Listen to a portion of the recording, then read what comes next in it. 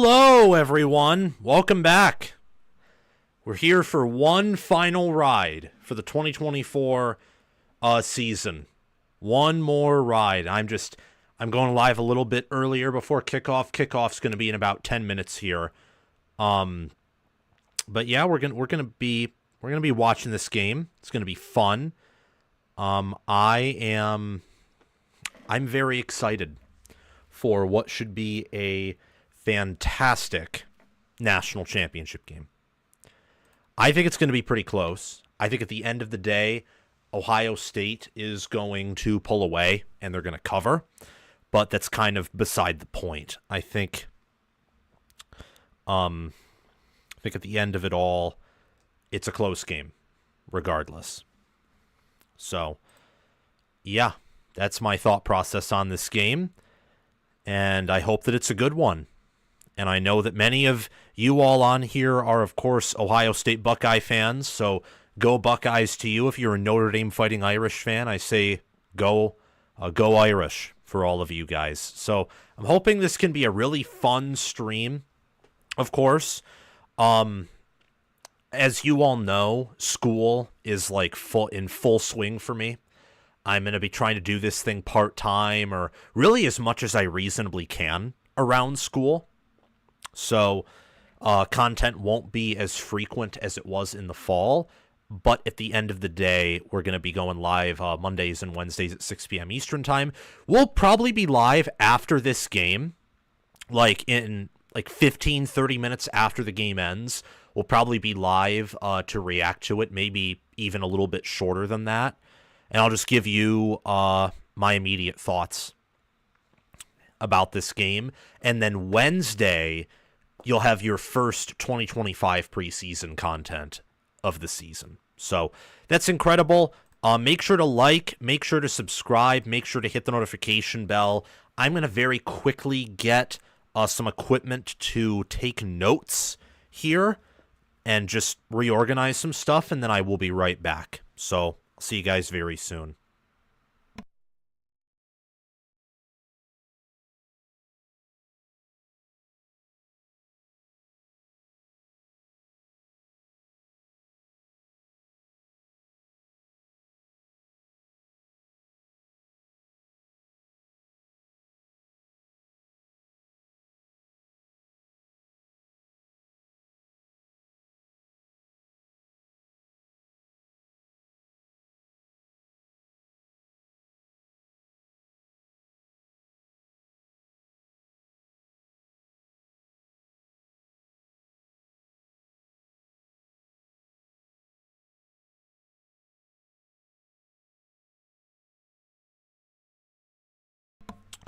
All right, we are back. I want Skycast because I can get that. So just open up the notepad.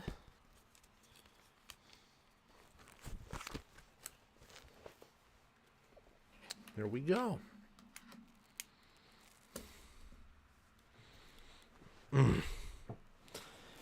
Yummy. Yeah, we're all ready, which is sweet. Just gotta... Oh!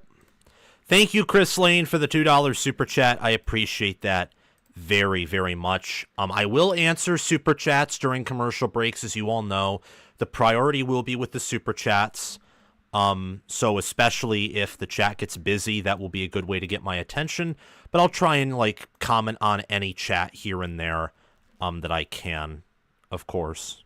So again, thank you, Chris Lane, for the $2 super chat. I very much appreciate it. Go Buckeyes. Chris Lane is a Ohio State fan, longtime fan of the channel, and also moderator. So I very much appreciate him. Very much appreciate him being on here and helping us out. We should not have much trouble with the bots, but of course, just in case, it's always helpful to have moderators, and also if someone is deciding to cause a little bit too much trouble, it's always good. So my score prediction for this game is 28-17.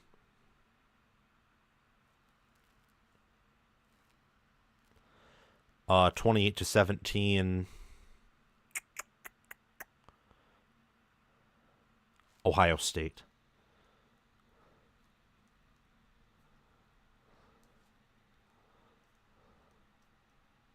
And the why behind that is for reasons that we've already talked about.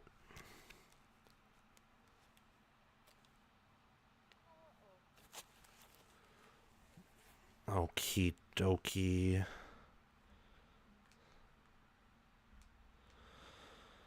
Alrighty.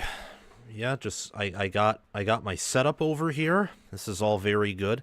The reasons why I'm picking Ohio State are Notre Dame's limited passing offense,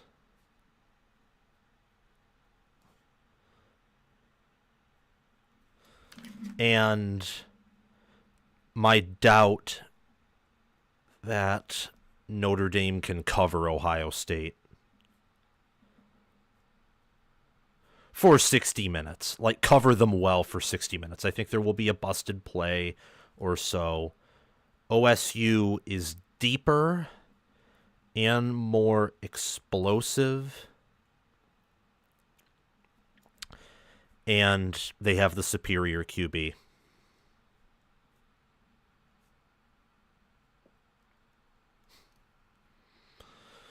So with that, now it's time to take notes whenever possible. Kickoff is in 3 minutes and 30 seconds. So actually what I'm going to do right now, before this whole thing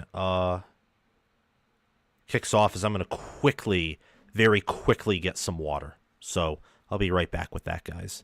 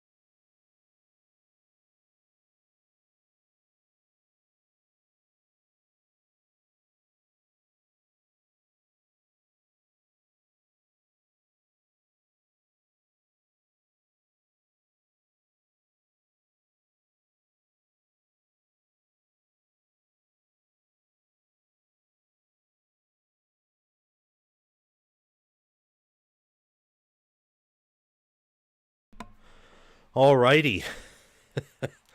Wow. Oh man. Let me tell you, I am so excited for this game to begin. I've kind of been a little bit burned out from college football, like just a little bit, but I'm happy that, you know, we get this one last game to send things off. I'm very happy about that. I will tell you guys, all I want from this game is I do not want it to be one-sided. I want this game to have like 10 lead changes. Probably won't happen, but even if it was 10 lead changes with like a bunch of field goals, safeties, maybe both teams get a pick six or something, that would be pleasing to me. Okay, guys, let's try and get this up to 500 likes tonight. If not, maybe 1,000, since this is the only game. Let's try and get those likes up. Again, if you haven't already, like the video, subscribe to the channel, and hit the notification bell. That way you can get notified when we go live Mondays and Wednesdays at 6 p.m. Eastern Time during the preseason. And sometimes we'll go live more when I have the time, or, you know, if I have a day off of school or something that I can dedicate, or, you know, just whatever. And also when I do content that isn't from my lives, like preseason predictions are going to be coming up very soon, and not all of that content is going to be on the live show because some of it's going to be pretty long and pretty in detail. So please subscribe to the channel, hit the bell. I'd appreciate those things very, very much. Thank you, And again, let's try and get up to 500. Anywhere from a 500 to 1,000 likes would be incredible. So that would be awesome.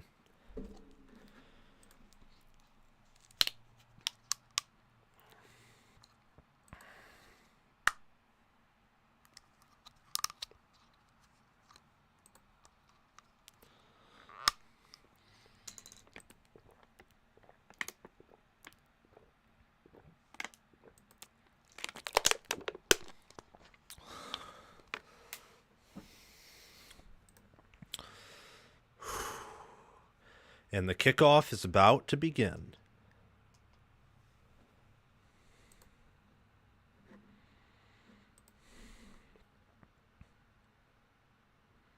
Now I want vegetable lo mein. Thanks, LOL. That's because people are talking about...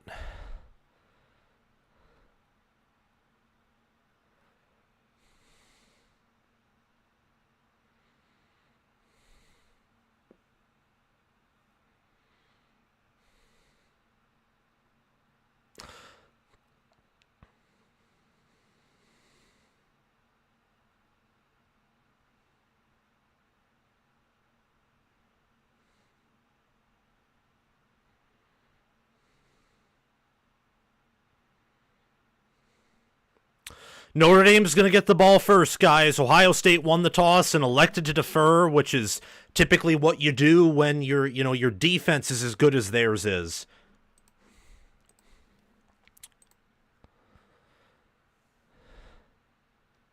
Oh, the Skycam is so nice. I don't have to hear like any of the commenters. I can just hear the crowd noise, and that's it.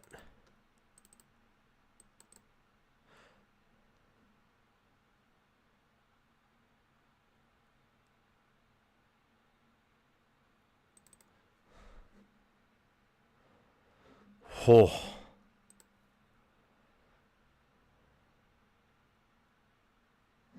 The environment's really good, guys, from what I can tell. I'd say, so people have been saying how there's no juice around this title game.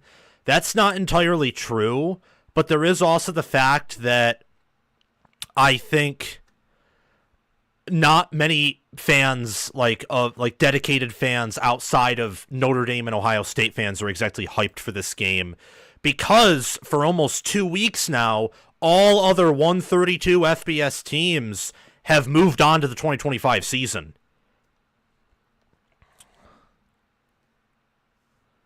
All right, let's see. Game's about to kick off, everyone. It's here. The national championship game is here. This is a huge Ohio State crowd, but Notre Dame is representing too.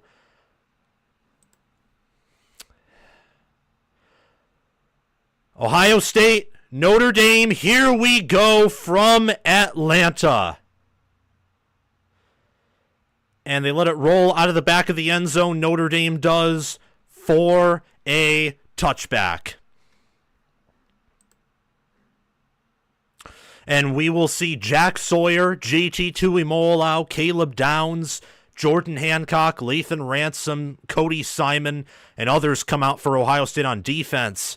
And we'll see Bo Collins, Jordan Faison, Jeremiah Love, Riley Leonard, and Pat Coogan, Rocco Spindler, and Charles Jagasaw, who's a new starter at left tackle, injured early in the year, but should have started, would have started if not for his injury. They're coming out.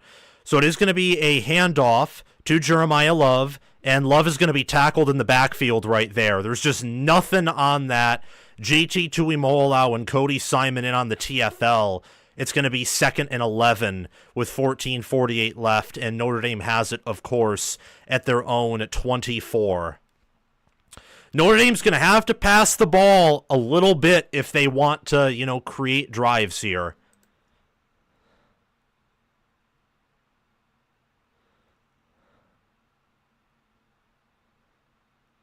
Leonard, play action. It's going to be a QB draw, and Leonard gets all the way out to, I believe, the 27-28. They rule at the 28, so it will be 3rd and short. And they got good penetration up there. Sonny Styles on the tackle, but that interior offensive line, Pat Coogan, Billy Scruth and Rocco Spindler, the center and guards. They did a very good job there. 3rd and 3 for Notre Dame. For Ohio State's a chance to get off the field early. For Notre Dame, chance to extend this drive. Leonard, it's going to be a design QB draw again, and Leonard has the first down. They're probably going to have to run him a lot if they want to score. And something that I didn't bring up in my preview that I probably should have is Ohio State hasn't faced many mobile QBs like Leonard. Like, no QB they've played in the playoff can do what he does on the ground. 1st and 10 for Notre Dame. They are at their own 36-yard line. 1st and 10. It's going to be a pass for Leonard. Leonard is well protected in the pocket, and he throws an incomplete pass just a little bit too low for number 10, Chris Mitchell. I wonder if it was tipped at the line. Didn't look like it, though. Just looked like it was a bit low. So it's 2nd and 10 from the 36 of Notre Dame. He had good protection in the pocket as Ohio State only sent 4. But we'll see what happens. It's early. Jeremiah Love motions back in the backfield. Mitchell Evans is to the left. They're calling out a blitz look, Leonard is, or something. Leonard back to throw. He is well protected. It is a kind of a slant route out to Chris Mitchell, and I believe they may have the first down. Either that, yes, they do. They rule it first down and 10 from the 46. They may bring out a measurement, though. We'll see. Nope, they rule it first down. They're not going to bring out a measurement. Nice pass there from Leonard to Chris Mitchell. Leonard, back to throw. He's going to hit Jeremiah Love out of the backfield. Love is well blocked, and Love picks up a gain of 8. He is all the way out to the Ohio State 46, where it will be 2nd and 2.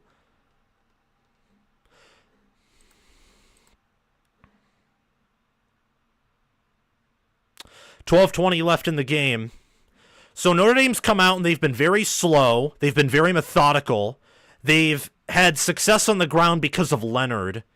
They've only ran Jeremiah Love once, and it didn't work because it was a stretch play, and Ohio State is perfect against stretch. Is this going to be a handoff? No, it's going to be a designed run for Leonard. Leonard gets all the way out to the 41-45. It's going to be 3rd and 1. They've already ran Leonard 3 times. I think they're going to have to run him a lot more than that for Notre Dame to, get into the point range they want to get to. It is 3rd and 1. This is go for it territory. It's 3rd and 1 from the 45 of Ohio State. They only need to pick up 1 yard. Ohio State has almost all of their players within 5 yards of the line of scrimmage. They are going to run with Jeremiah Love, and I don't know if Love got there. Nope. Ohio State held him. They tried to run outside, and they held him. It's going to be 4th and 1 from the 45, and if you're Notre Dame, this is an early go-for-it spot right here. Very curious as to why they didn't run up the middle, because with Ohio State, you cannot run to the outside on them without broken tackles, without some type of flukish play. But it is going to be 4th and 1. Notre Dame's obviously going for it. And it will be a designed run for Leonard. Leonard easily picks up the first down. 1st and 10 for Notre Dame from the 43-yard line. They're in Ohio State territory. They're taking their time. FPI to kick off this game only gave Ohio State a 53.7% chance to win. The interior of that Ohio State O-line, just I think more so because of the Notre Dame offensive line, I think more so because the alignment of Ohio State's defense is having some success early, but only in power situations. Leonard, back to throw. He's going to find his man over the middle. Looked like a hold may have been committed, but no flag was called. He gets it out to number 9. It's Eli Raridon, the 3rd-string tight end, and Notre Dame has a first down. They're inside the 30.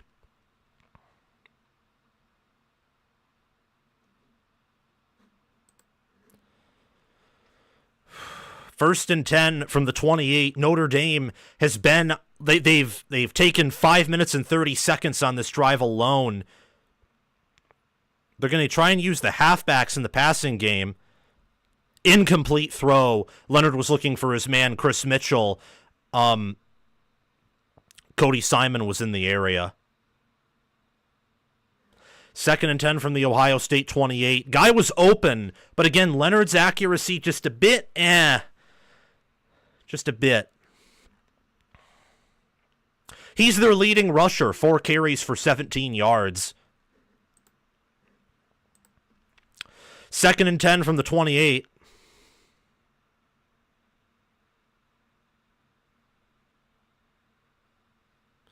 Ohio State does send a blitz. They get it out to Jadarian Price, and Jadarian Price is all the way out to the... Did he pick up a first down? I don't think so, but he's inside the 20. It's going to be 3rd and 1. Notre Dame's wide receivers there did a very good job blocking downfield. No, it wasn't the wide receivers. My apologies. I saw something that I didn't see. But, I mean, their tackle, that was a successful off-tackle run. Very successful. Need to see if you're Notre Dame more of that and less of what we saw on the other 3rd and 1 and the first play to open up the game. 8:47 left. Would expect a Riley Leonard QB run here, but maybe not. 3rd and 1 from the 19. It is going to be a designed run for Leonard. Leonard powers through, picks up a first down. He's all the way out to the 14 of Ohio State.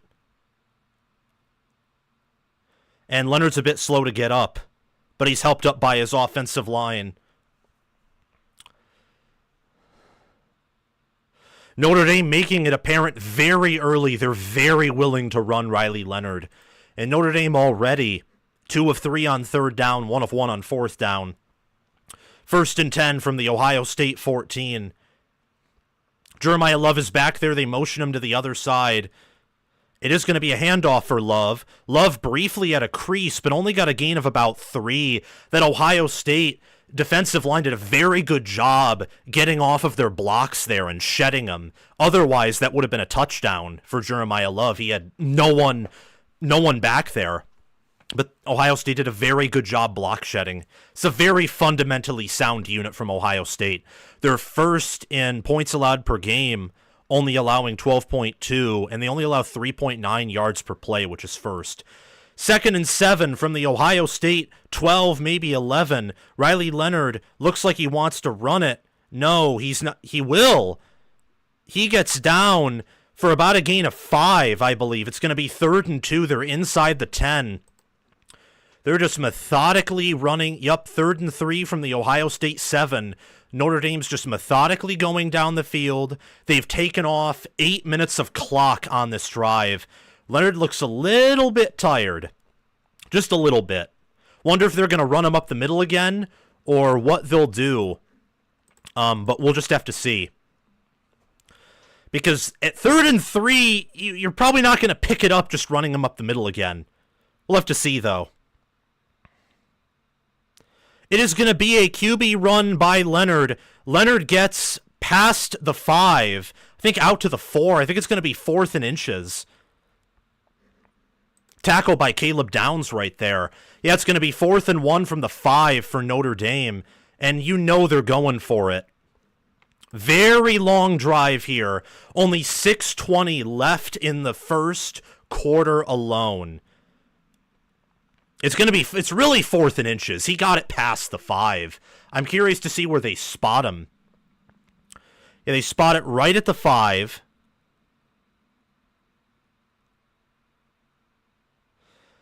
It is going to be a run for Leonard, and Leonard easily picks up the first down, gets all the way down to the 1. They're just running him over and over and over again. He's taking hit after hit after hit. His offensive line's helping him up. It's 1st and goal for Notre Dame, and it's from the 1 right now. 5:40 left. I mean, they've taken off nearly 10 minutes of clock. This game's melting away right now. They're uglying it up. That's how Notre Dame's going to have to win, is by uglying this game up.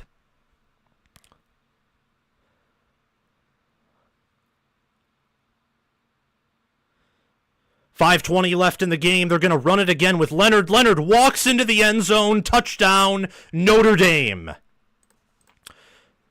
They converted 2 fourth downs on that drive. 2 of them, and 2 third downs as well. Very methodical. They went down and punched it in with 43 rushing yards, 31 passing yards, and they just burned off 9 minutes and 45 seconds on a 18-play, 75-yard drive. Wow. And that's what Notre Dame's going to have to do. If they want to win, that's going to be the path. Is you ugly the game up? Leonard looks very tired. He's pouring with sweat. And the extra point is good. So it's Notre Dame 7, Ohio State nothing. And, I mean, Mike Denbrock was in his bag there. I kid you not, every time they ran Riley Leonard, they got push. Every single time.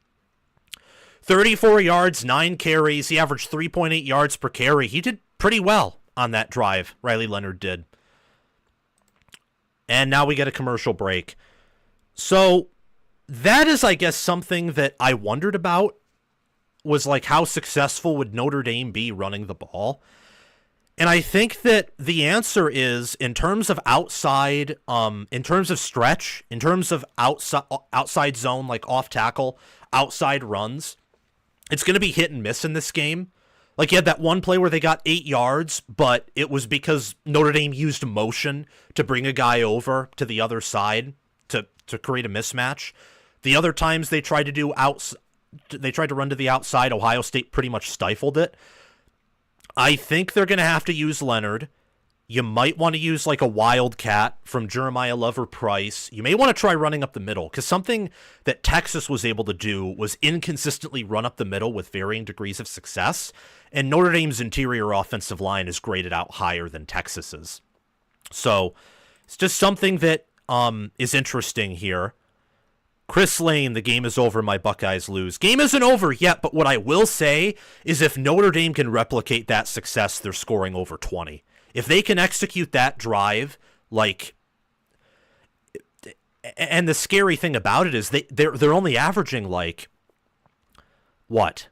18 plays for 75 yards, I think was the drive. They're only averaging like 4 yards per play, but that's all you need. If Notre Dame doesn't give up any negative plays or few negative plays, they'll be able to move.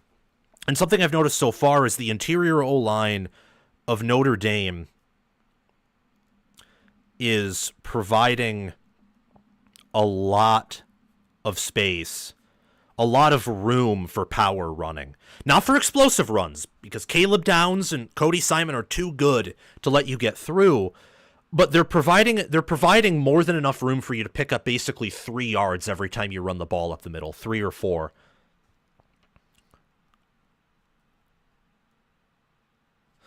And then 18 plays, 75 yards, touchdown. Ohio State's defense is going to be tired. If they don't go down on a long drive of their own and score, that defense is going to get tired.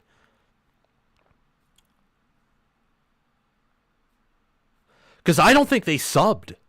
Maybe I wasn't viewing things properly, but it didn't seem like they subbed.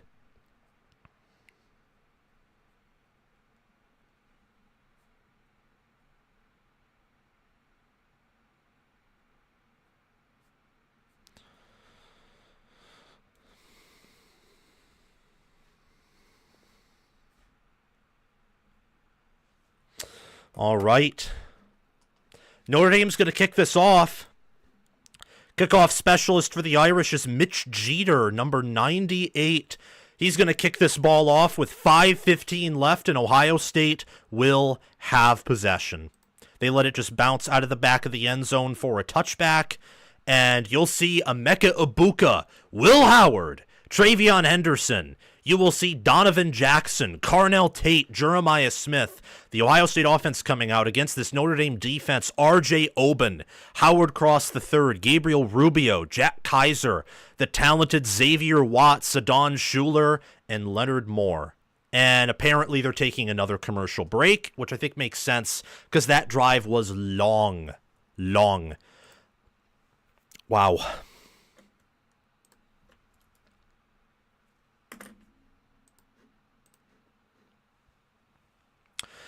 If you have YouTube Premium, the ads that I just inserted are not affecting you at all. Notre Dame now given a 62.1% chance to win after that drive. And before I forget, everyone, like the video, subscribe to the channel, click the notification bell, comment your thoughts down below. Do those things, please, and thank you. And let's have a fantastic national championship game. Let me read some comments, what you guys are saying. Quick strike coming. The Buckeyes are deep enough, all as well. Leonard threw up after that TD. He's gassed. I threw up too, LOL. Yeah. Wow, didn't see that coming, says Bad A Buckeye. I didn't either. But then again, the amount they're running Leonard is not sustainable. It's only sustainable if their defense can come and play. Or what you could do is you run him less and maybe you try interior runs, because I'm seeing space where Ohio State knows the QB run's coming and they can't stop it. Like on some of those final plays, they knew it was coming. They can't stop it. So test the interior. Like Jeremiah Love and Price are really, really good. I didn't see it coming though, because I don't know. Just didn't expect Notre Dame to like run it up the middle like that. But it's very early. It's very, very, very early. Super Saiyan Magikarp, nice to see you on here. He's a member of the Discord server, everyone. Speaking of which, make sure to join the Discord server via the link in the pinned comment. Please, if you haven't already. And yeah, Marcus Sutton, thank you for being on here and a moderator. Yeah, Leonard's gassed. I think it's pretty obvious. I mean, they ran him 9 times. The hope, I think, for Notre Dame is that you can maybe force a punt and go up by like 10 or something. Why is my...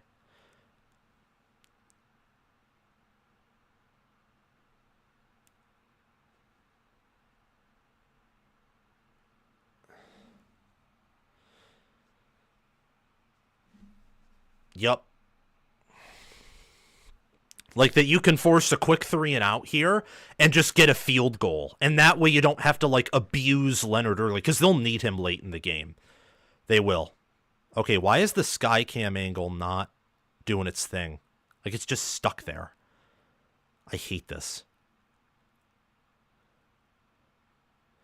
Will Howard, they are going to run it, and Henderson gets a gain of 5. Yep, gets a gain of 5. It'll be 2nd and 5 for Ohio State from the 30. 2nd and 5. We're hit the 5-minute mark in the first quarter. I mean, that's how fast this first quarter's gone by. Henderson is in the game to the left of Will Howard. Got Donovan Jackson there at left tackle, an absolute beast. I think they motion 85, Will Kazmarek, I believe. No, Bennett Christian on the left. They are going to hand it off to Henderson, and Henderson cuts, and he gets a gain of 0. Back to the line of scrimmage. It'll be 3rd and 5 for the Ohio State Buckeyes.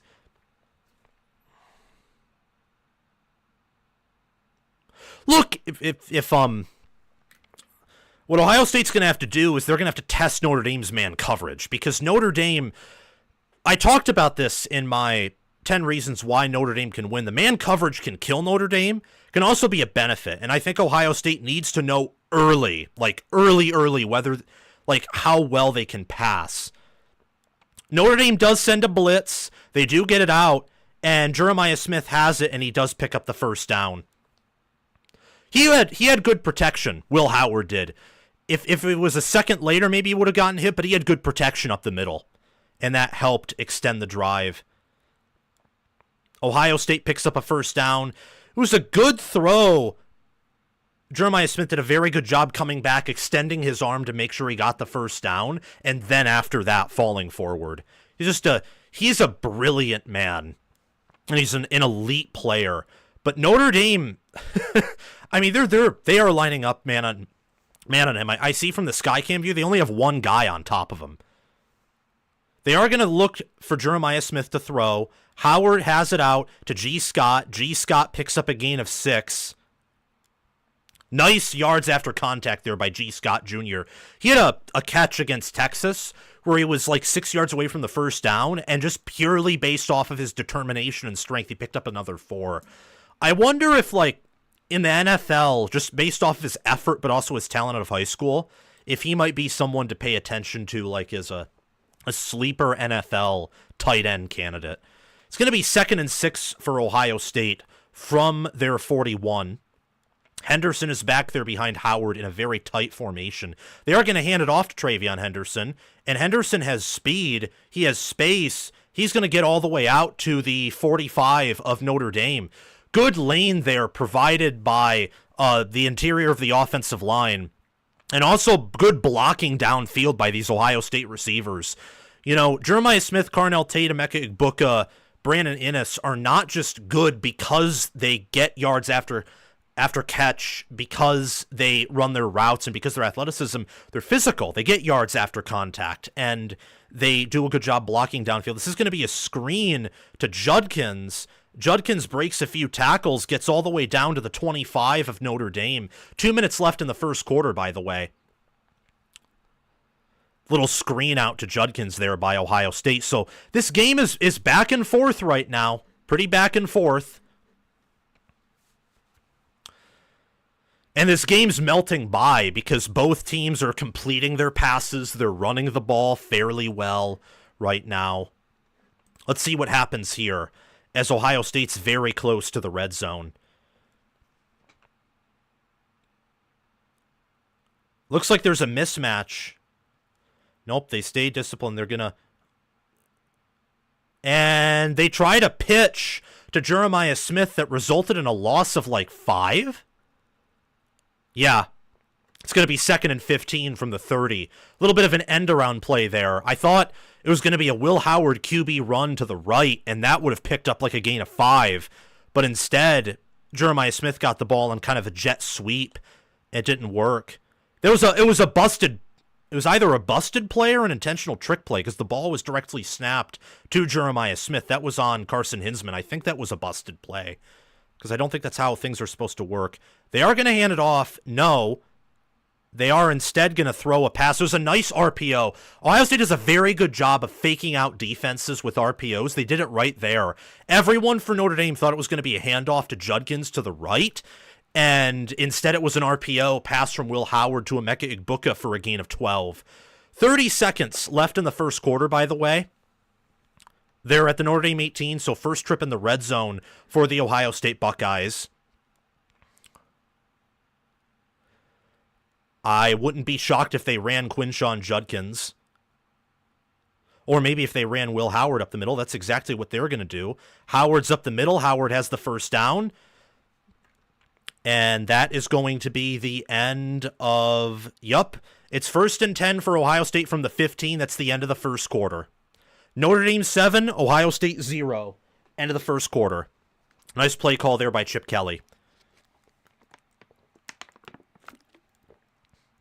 That's the end of the first quarter. So it'll be a commercial break. Ohio State has a long drive of their own that's currently taking 5 minutes, 15 seconds. Not quite the length of Notre Dame's, but similar.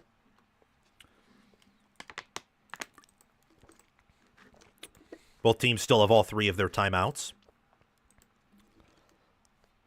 Okay, guys, we're at 46 likes. Let's try and get to 250 likes before halftime. Let's try that. Like the video, subscribe to the channel, and hit the notification bell, please, and thank you. I'd appreciate that very much.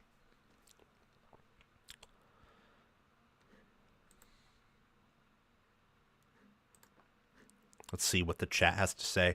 And if you have any super chats, please send them in.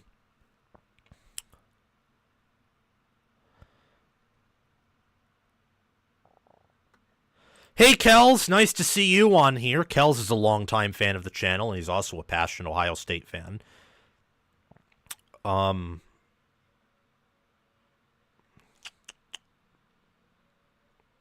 me see. Judkins TD coming soon, says Chris Lane. Maybe so. We'll have to see. I mean, Ohio State's running the ball moderately well so far. They're running for 4.8 yards per carry, 24 yards on 5 carries. Henderson has all the carries. Judkins has not gotten a touch in the backfield quite yet, but he does have 15 yards receiving. It's very, very interesting how this first quarter has gone by. So something else that I'm learning is, or not learning, but just like observing from this game here is OSU's RPO game, I think, will beat Notre Dame's aggression. It's just like situationally, do they call it correctly? Does Ohio State call the RPO correctly? And if they do, they should win. Another thing I'm noticing is I'd say both teams are blocking downfield well.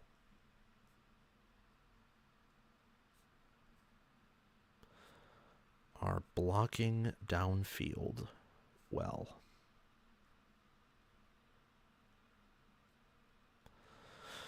There we go. Alrighty. Yeah, I'm pumped for this upcoming stuff.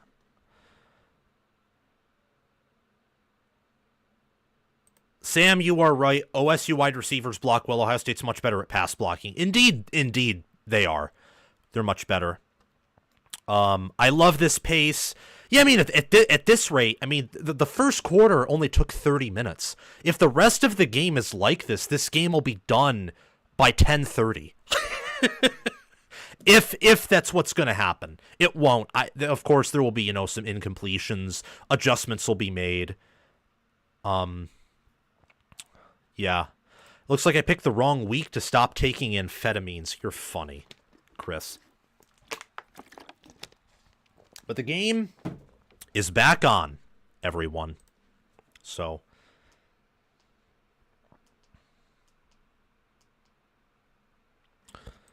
Ohio State has it 1st and 10 from the 13. They're averaging like about 6 yards per play right now. Maybe even 7. Judkins is there behind Howard. It's a big formation from Ohio State. They got 2 tight ends in the game, along with Ibuka on a tight, and Judkins gets down to the 6. That's a gain of 7 right there. It'll be 2nd and 3. No, they're going to rule it a gain of 5, so it'll be 2nd and 5. They rule him 2 yards shorter than where I thought he was.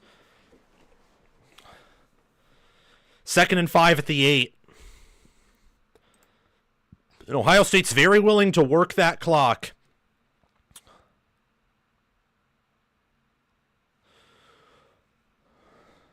Got Judkins back there several yards behind the line of scrimmage. Looks like Notre Dame wants to send a blitz.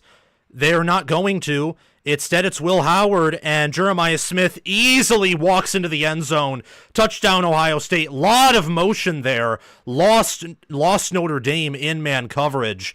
It's 7-6. Notre Dame will be 7-7 tied, pending the extra point. 14-10 is left in the second quarter. 11 plays, 75 yards, 6 minutes, 5 seconds of drive time taken right off the clock. And both of these offenses so far have worked both of these defenses. And Ohio State's going to kick the extra point, and then it will be tied up.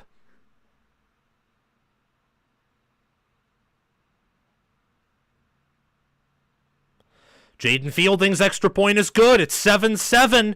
Tied ball game with 14-10 left in the half. 12-10 left until the 2-minute warning. And Jeremiah Smith has his first receiving touchdown since the Rose Bowl. It was a nice little motion play right there.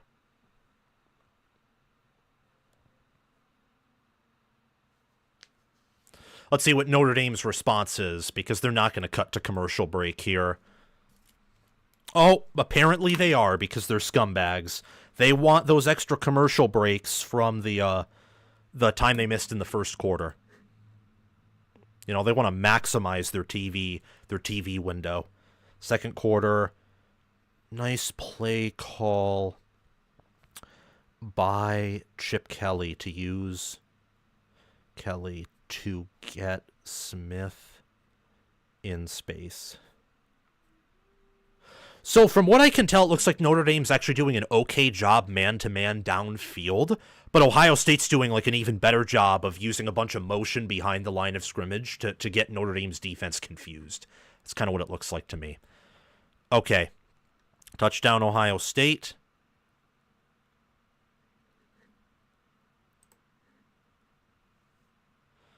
Yup, Michael is him, 21 years old. Chip Kelly drew that motion play up. Bingo. Bingo. That's exactly what happened right there. Beautiful motion play. Yeah, cool. That play call fooled them badly. I wonder what both defenses are going to do to make adjustments. I very much wonder. Like, the way Ohio State moved on Notre Dame's defense, don't get me wrong, is the more sustainable way, because you're not relying on your quarterback to make 14 out of your 18 plays, which is unsustainable unless Riley Leonard like has that much like toughness and grit in him, which, to be fair, I think he does, but it's still pretty risky. They can't stop this OSU offense. We'll need turnovers tonight. Very fair. Good chance of that happening.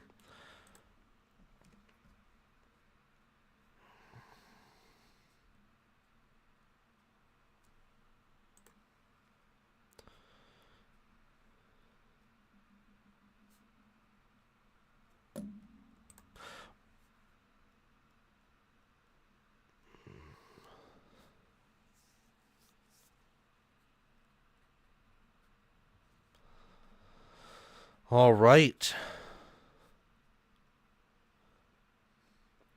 So this is hilarious. Both teams only have had one offensive series and consequently one defensive series. That's insane to me. That's crazy.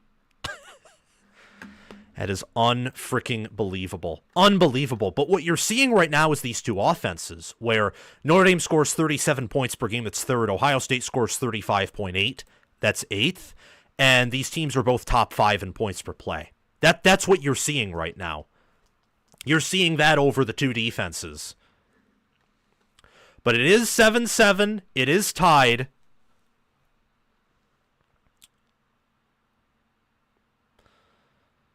And Jaden Fielding's going to kick this ball off.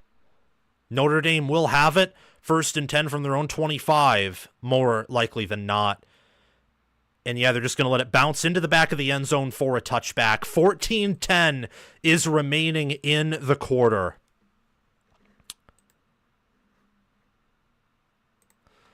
What's interesting with these offenses, too, Notre Dame only averages 6.2 yards per play. Ohio State averages 6.8. And you saw that on both their 75-yard opening drives.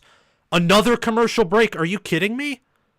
Yeah, but what they're doing is they're cramming in everything from the first quarter into the second. That's unreal. But what you saw the epitome of the two offenses in the first series, where Notre Dame really wants to be physical, they want to run, and they really only pass to like keep the defenses honest, to catch them off guard just a little bit. And then for Ohio State, I know they had 6 carries, but it was really their passing offense averaging 9.2 yards per attempt and the touchdown that really is who they are. It's interesting that they're running more than passing early on. I think that they believe that they can run for 4 to 5 yards per carry and keep Notre Dame honest, and the truth is they probably can at least run for 4. This Notre Dame rushing defense analytically is the worst that they have played in the playoffs since... Well, it's up there with Oregon's. It's a little bit better than Oregon's, though, I'd say. But out of, like, Michigan, Penn State, Texas, it's inferior to those rushing defenses. And a lot of that's due to the injuries. I get that. But that's not changing in this game, obviously. Notre Dame allows opponents to average 3.7 yards per carry on the ground, which is 27th. And Ohio State only allows opponents to average 2.7 yards per carry on the ground, which is second. I will say something that's impressed me with Notre Dame from their first series. is their pass pro. Like, when they have passed, Leonard is always well protected. I think Ohio State's going to have to send pressure if they want to get to Leonard, if they want to sack him. And they didn't always have to do that against all of the offensive lines they played so far. With Oregon or Tennessee, they always got pressure with 4, those two teams. And then with Texas, they were able to get pressure with 4 at times. And other times they had to send pressure, but still, Ewers was in hell. Leonard so far hasn't been, and the other thing to keep in mind is he's very mobile. So if he has better escapability than any QB that Ohio State's faced in the playoffs. So I'm curious to see what happens on this coming drive for Notre Dame. Kickoff ads are the worst. It's 5 seconds of game and then 5 minutes of ads, says Tyler Brown. Amen. Freaking men. Guys, we're only 46 likes away from 100. Let's like the video. Come on.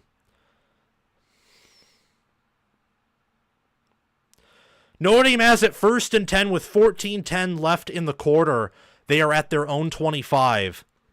Riley Leonard is out there with Jadarian Price, and Ohio State this time is like sending everyone close to the line of scrimmage. They're stacking the box now. Leonard back to throw. A blitz is sent, and he overshoots his man there.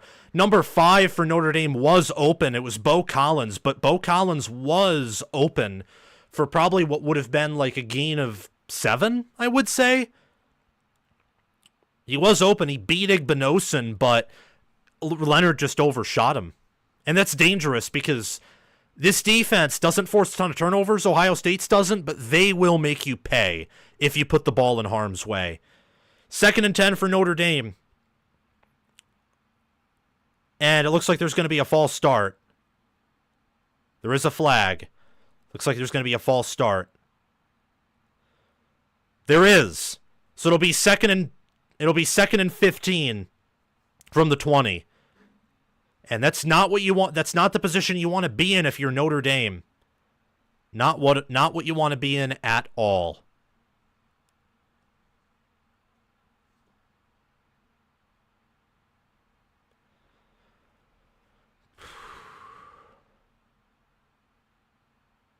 And my screen just went blue. Up, came back. It was just an incorrect feed. Leonard has Jadarian Price back there. Leonard avoids pressure, and he's going to be able to scramble downfield, and he throws it to his man, and it's caught, but there is a flag. That was a 14-yard gain, by the way. See, that's what I'm talking about there. Ohio State had him. They got the O-line, but they and holding on Notre Dame.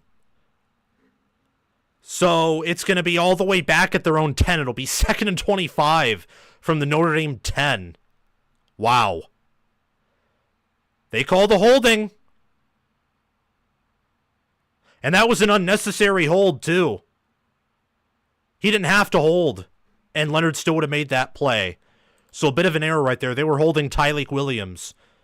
So 2nd and 25 from the 10. Looks like Ohio State may actually still bring some pressure. Jadarian Price is back there. They are going to hand it off to Price, and Price just gets a gain of 2, maybe 3. So it'll be 3rd and 23 for Notre Dame. I imagine they might just run the ball.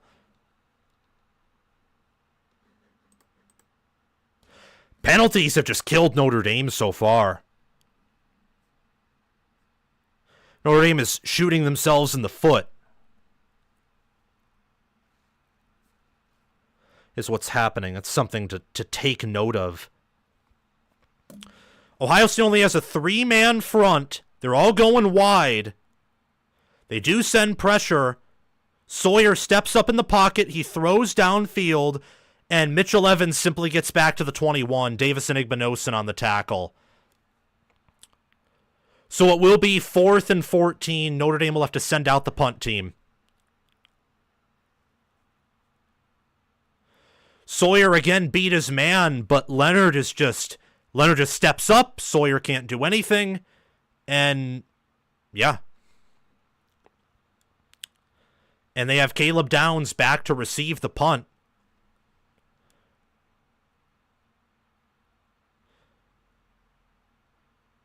James Rendell's going to punt this ball away. They do get it off. And there is probably going to be a hold on Ohio State right there. Potentially. Nope. It's fair caught at the 34.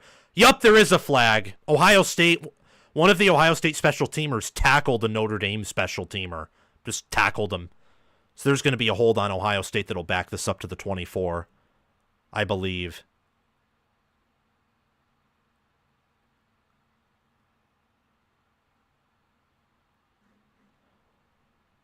Let's see what happens. What's the flag?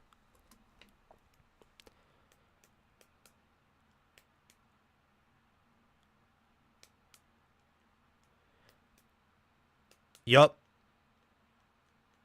Caden Curry. Caden Curry got called with holding. Number 92 for Ohio State. So Ohio State has it at their own 24. It'll be 1st and 10 with 12:21 left. Good 3 and out by the Ohio State defense. I didn't catch too many adjustments there, other from the fact that Notre Dame kind of shot themselves in the foot. And a huge part of that's the Ohio State D-line. But Ohio State now has possession. We'll see if they can... Of course. That crap makes me mad. All the commercials. Sick and tired of it. Okay. Let's get a stop, Buckeye defense. $2 super chat. Thank you, Chris Lane. Well, your defense did get a stop. The Buckeye defense held. And, of course, consequentially, a commercial break occurred. Yeah. So, thank you for the $2 super chat, Chris Lane. I appreciate it very much.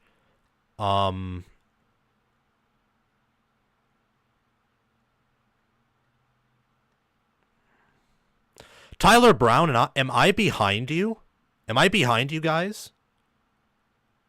Let me know. All right. How do you do, Sam and everyone? Sorry I'm late getting over a stupid cold. Oh, you're all good. Jimmy Chunga guy, thank you for being a moderator on the channel. I appreciate it. Ohio State now given a 55.4% chance to win this game.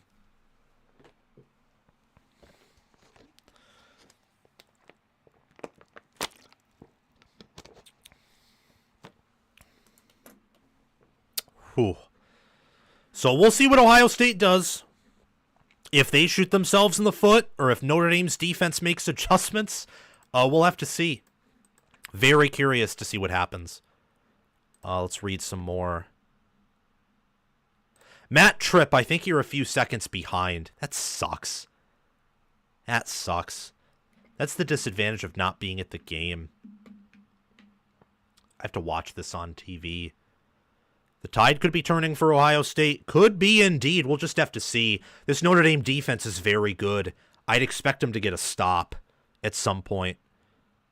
It's the normal delay. Oh, I see. That makes sense. Yeah, this Notre Dame defense is legit. It's a legit defense. So I wouldn't be shocked if Notre Dame forces a 3 and out here. But also I do know what Ohio State does on offense is more sustainable than what Notre Dame does. So Notre Dame needs more defensive stops than Ohio State. They absolutely do.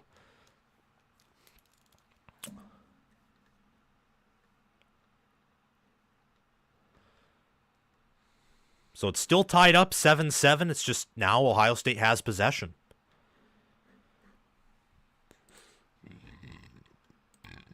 Bless me.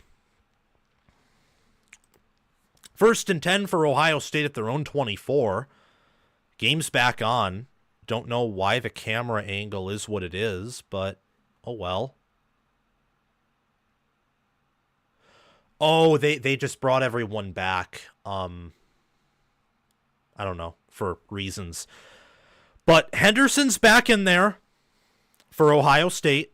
He's behind Will Howard. Ohio State loves to use these tight formations, whether, to bring in extra blockers to run or use RPO. Wouldn't be shocked if there's an RPO called here whatsoever. They do hand it to Emeka Ibuka, and Ibuka is able to get a first down, get a rush of, I think, about 13 yards, out to the 38 of Ohio State.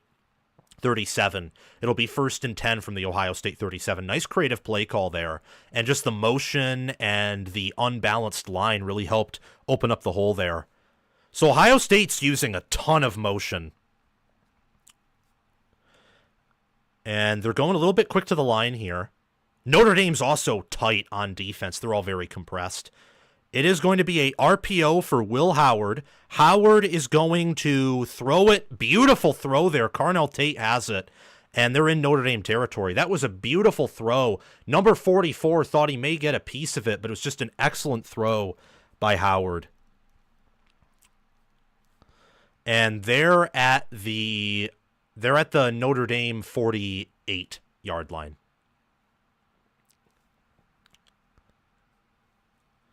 First and 10, 11:20 left. Ohio State certainly has the momentum. They have Travion Henderson back there behind Will Howard. And it is going to be a handoff for Henderson. Henderson's able to keep up his feet and gain about 2 or 3 yards. Notre Dame did as good of a job as you could do blowing up that play. The problem is they didn't tackle. So it's going to be 2nd and 8 and 2nd and 7 instead of what could have been 2nd and 11 or maybe 2nd and 12. It's a 5-yard swing there. It's a pretty big swing. They rule it 2nd and 8 from the 46. This is total go for it territory here if you're Ohio State. Total go for it territory. Howard is back there with Henderson. They got Bennett Christman on the left. They are going to hand it off. No, not hand it off to Henderson. Instead, they have it to Emeka Egbuka, and Egbuka gets about a gain of, I want to say, he gets a gain of 4. So, yeah, it's going to be 3rd and 4 for Ohio State. Maybe 3rd and 5 from the Notre Dame 43, 42-yard line. You are in massive need of a stop here if you're Notre Dame. The question is, will Ohio State run it with Howard or something to try and get closer? Maybe set up a 4th down? Because it is 4th and 5. You probably go for it here if you are Henderson. Looks like Notre Dame's going to want to send a blitz. Or will they not want to send a blitz? Who knows? Nope, Howard's going to take off, uses the man coverage, and picks up a 1st down pretty easily. That's the disadvantage of man coverage. If you can't get to the QB, he can take off pretty easily. Howard's down all the way to the Notre Dame 32-yard line. And immediately Ohio State's about to regain control of TOP. They have more 1st downs. They have more total yards. Their offense is humming, and Notre Dame's defense does not have a lot of answers. They need to make some adjustments. Nice run there by Howard. Ohio State's been running the ball very effectively here, in part because of their creativity. And what people forget is Howard is just as good at avoiding sacks as Leonard is. It's going to be a throw for Will Howard. Howard finds his man Emeka Egbuka out past the 30-yard line, and he has it 1st and 10 at the 20 for Ohio State. They're just using receivers out of the backfield, and it's paying off. Will Howard, by the way, is 8 of 8 for 76 yards and a touchdown. So far, I think it's safe to say the man-to-man coverage is not working for Notre Dame. It's not paying off. It's, in fact, hurting them. 8:36 left in the quarter. 6:32 until the 2-minute warning. They're going to probably use Quinshon Judkins here on a motion, I'd expect. And it looks like Ohio State's going to call a timeout. Yeah, that's what it looks like. Ohio State has to use a timeout here. Play clock was dwindling down, and I just don't think they like the play call. So with 8:20 left in the quarter, Ohio State takes a timeout. They're given a 64% chance to win this game per ESPN's FPI. Pretty back-and-forth game so far. Ohio State obviously has the momentum. There's no doubt about that. Still cannot cover. Yeah, they can't. Commercial time. Exactly. Zone on that 1st down. Still couldn't cover. It's hard to cover these Ohio State wide receivers. The only way to really cover them is to make Howard uncomfortable enough to where he doesn't throw perfect passes. Chris Lane again with the $2 super chat. Thank you. He says, come on, Buckeyes. OHIO. Go Buckeyes. Thank you for the $2 super chat, Chris. All Ohio State since they touched the ball with 5 to go on the first. Indeed. That's exactly what has happened. Alrighty, I'm going to insert some commercials here, and then we'll be good. We'll be dandy.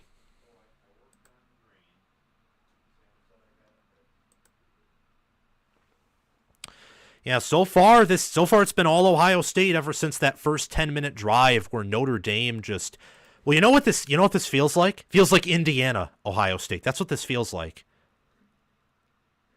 That's what this feels like. Is Indiana, Ohio State, where Indiana had that first drive that was beautiful and methodical, and then afterwards they shot themselves in the foot, / Ohio State made adjustments, and from there, the Buckeyes took over. I wonder if this game's going to be similar, though, because as we saw, Notre Dame's a much better team than Indiana. They're a superior team, for sure. So, can Notre Dame hold? Can they get a red zone stop? We'll have to see. Something I will take notice of, though, is both of these defenses, when you look at how they perform in the red zone, Ohio State's first, Notre Dame's 10th. So Ohio State's elite at red zone scoring percentage allowed on defense. Notre Dame is like near elite, but not quite as good as Ohio State. Both are under 75%, though, which is pretty impressive. So Ohio State will have it 1st and 10 at the Notre Dame 20 with 8:20 left in the second quarter. Another key about Ohio State is typically you have to win the turnover battle to beat them. That's what happened against Michigan. Well, Michigan, it was a push, but Michigan's turnovers ultimately mattered more because they put them in better field position. And Oregon won the turnover battle, too. So far, Will Howard is 8 of 8 for 76 yards and a touchdown, and the Buckeyes are holding on to the ball well, and they're averaging 6.1 yards per carry on the ground. I mean, this is just, it's not good if you're Notre Dame. It's very, very good if you're Ohio State. So Will Howard is in there with Judkins behind him. Wouldn't be shocked if there was a run. There isn't much motion. This is just a simple handoff to Judkins, and Judkins gets about a gain of 2, maybe 3. It's going to be 2nd and long. Yeah, they rule it, I think, a gain of 3. Maybe it's just a gain of 2. 8:07 left in the quarter. 2nd and 8. They rule it 2nd and 8. So it'll be 2nd and 8 from the 18. And Ohio State gets their second trip in the red zone. Will Howard has just been perfect. Like, calling the right plays, reading the RPOs. He's been excellent, really. 7:45 left in the game. It is an RPO from Will Howard, and he has the ball out to Emeka Ibuka, who has it for a gain of 6, maybe 7. See, that right there, it's a perfect throw, and Ibuka just gets enough separation to where he beats the man, and he was on a Jordan Clark. Just couldn't quite cover him right there. It's going to be 3rd and 2 for Ohio State. Wouldn't be shocked if they ran Will Howard up the middle, or maybe they power their way up the middle. Who knows? But Howard is there in shotgun, so I would not be shocked if he threw it. Would not be shocked by that at all. See, the stream just crashed. It is going to be Will Howard on a QB run, and he picks up the first down and then some. 1st and goal from the 8.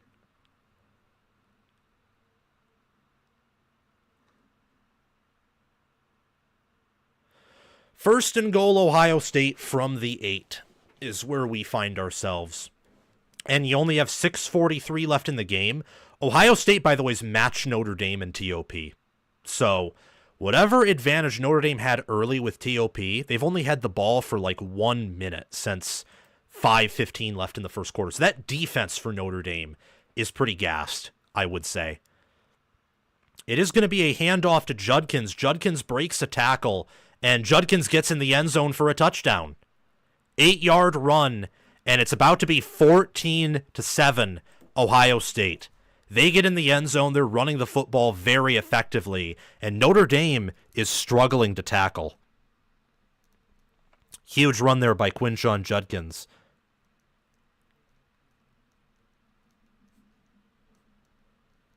And this Notre Dame defense has to answer because they've allowed 2 drives now of 10-plus plays that have resulted in touchdowns. It's just been very slow, methodical drives for Ohio State. And they get in the end zone. They're up 13-7, about to be up 14-7.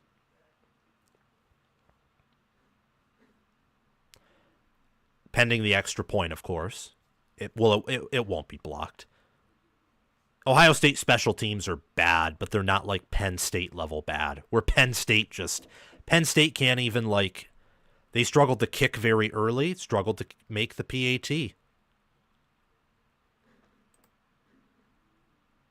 Yep, Jaden Fielding's PAT is good. 14-7 Ohio State with 6:15 left in the second quarter. Let's see what Notre Dame can do. Let's see what they can do in response. Again, 6:15 left in the second quarter, and I expect a commercial break right here. Or, no, there's a commercial break coming up. They're just panning out. Oh, I hate the commercialization of college football. Just hate it. I hate it. Alrighty. Gotta change something here really, really quickly.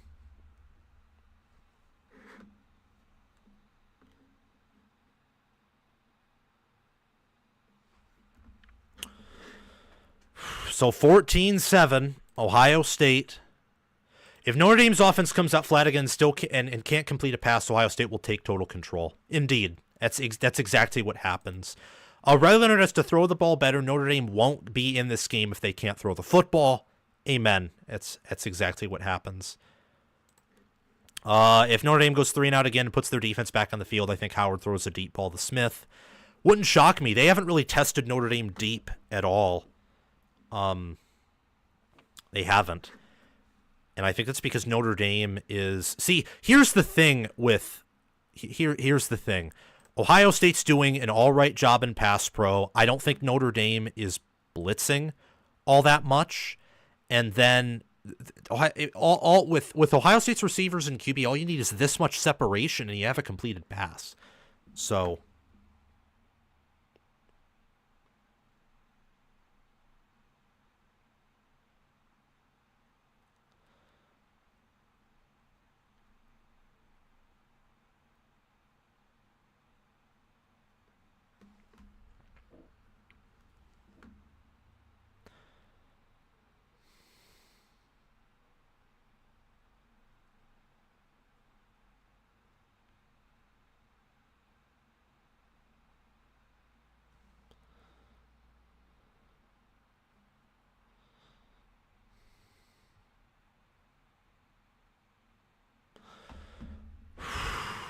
Wow. What a change. Yeah, this reminds me a lot of the Indiana Ohio State game. Ohio State's now given a 71.5% chance to win. Ohio State anyway typically takes a quarter to get into gear. What Notre Dame has to hope is that they can tie the game entering the half. That's what they need. If they need to go down, they need to get a touchdown. I mean, they trailed Penn State nearly 10-0 before the half. So maybe they can come back. The difference is Ohio State's offense is a lot more dynamic than Penn State.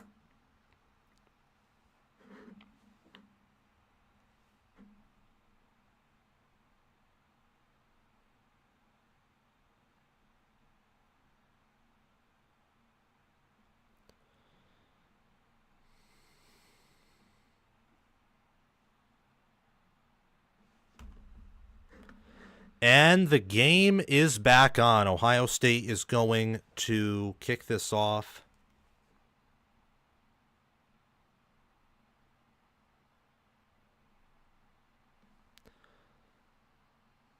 And it's out of the end zone for a touchback. 1st and 10, Notre Dame. With 6:15 left. They got possession. And that defense for Notre Dame is gassed. I think if you're Notre Dame, what you want to do is you want to make this the last drive of the half. You want to go down, you want to score, and you want to make it 14-14, and you want to make it a game entering halftime.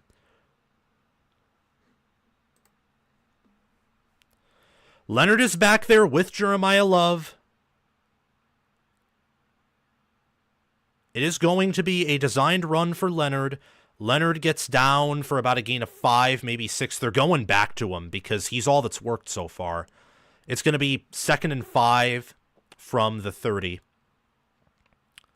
What's interesting is that Notre Dame is like never lining up in pistol or even like shotgun where the running back is like situated behind the QB. It's so interesting. It's like their offense is only set up to run off tackle with the ground game. That's not what they're going to do here, though. It's going to be a pass, and Riley Leonard barely gets it off. JT Tuimoloau applied pressure. Leonard got it off to his receiver, though. It is going to be 3rd and 5 from the Notre Dame 30 with 5:37 left in the game. 3rd down conversions is something that's going to be very hard to come by.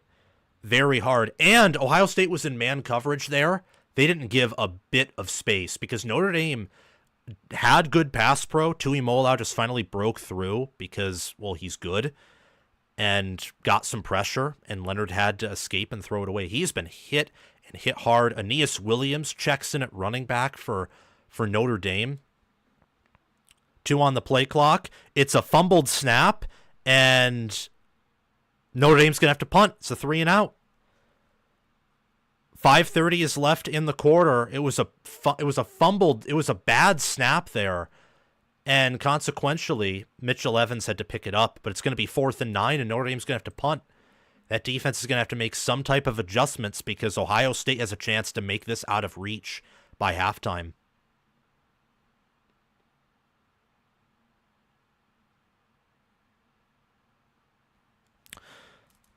Wow, that was just, whew. But that's the consequence of running your quarterback like 9 times.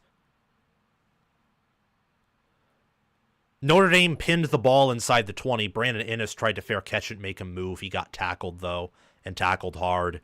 But Ohio State's had 2 long drives, so who's to say they can't have more? That was Jordan Faison there on the special teams tackle. 4:53 left. It's going to be 1st and 10 for Ohio State at their own 20.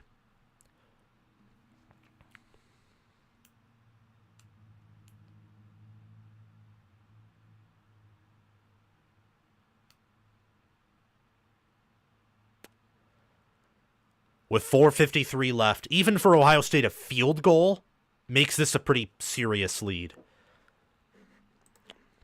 They get the ball now. Henderson is back there with Will Howard. Notre Dame is still running man coverage, looks like, or at least they're giving the illusion that that's going to be the case.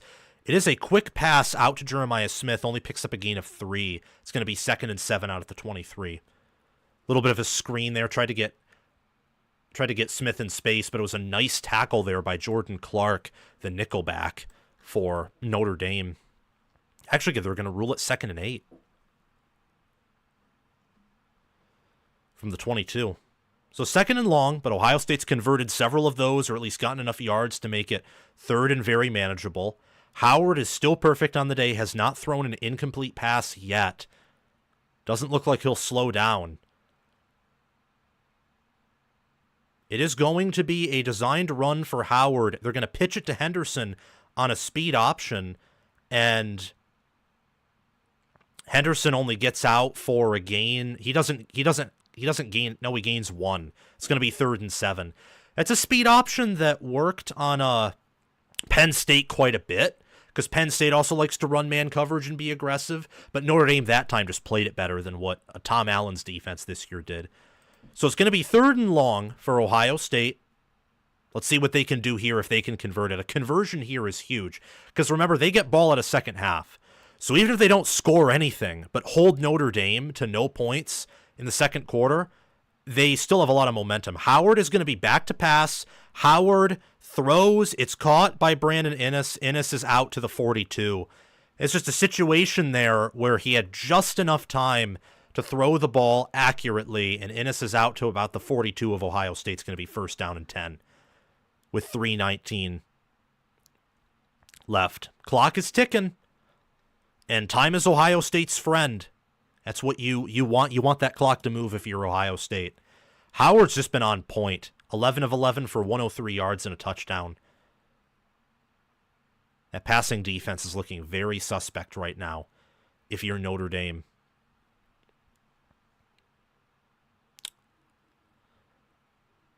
They're working all the clock.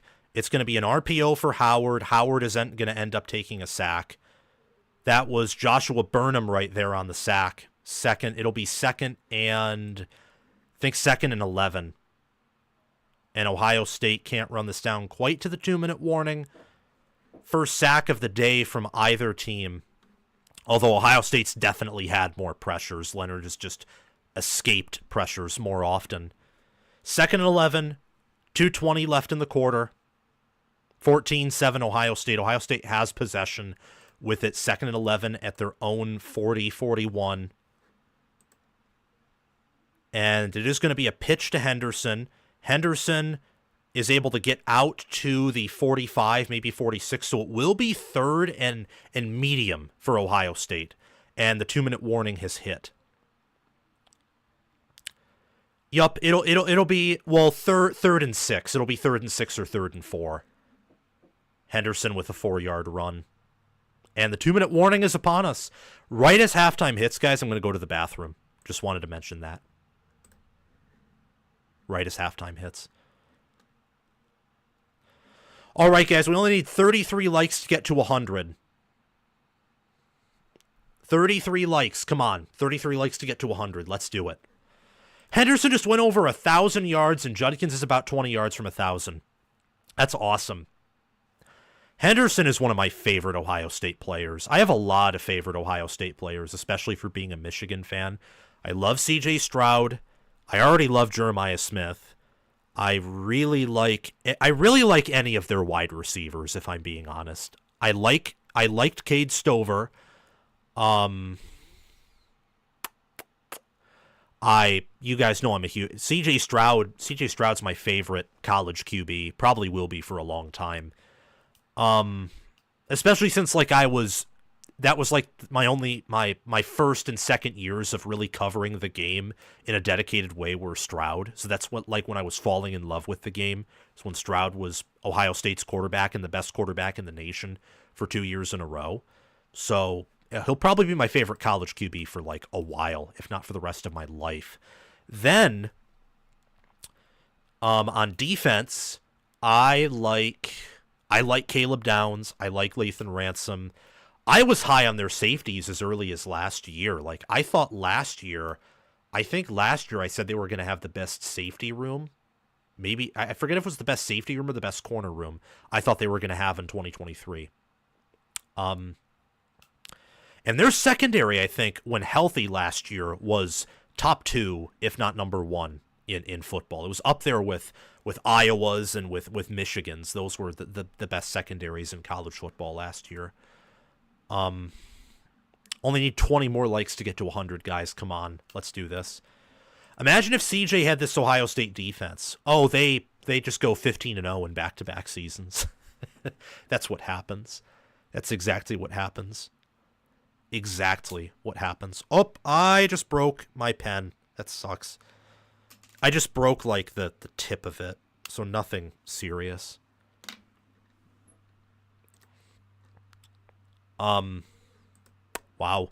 So 176 total yards Ohio State has to Notre Dame's 86. They're outgaining them by 90 yards. They have 11 first downs to Notre Dame's 8.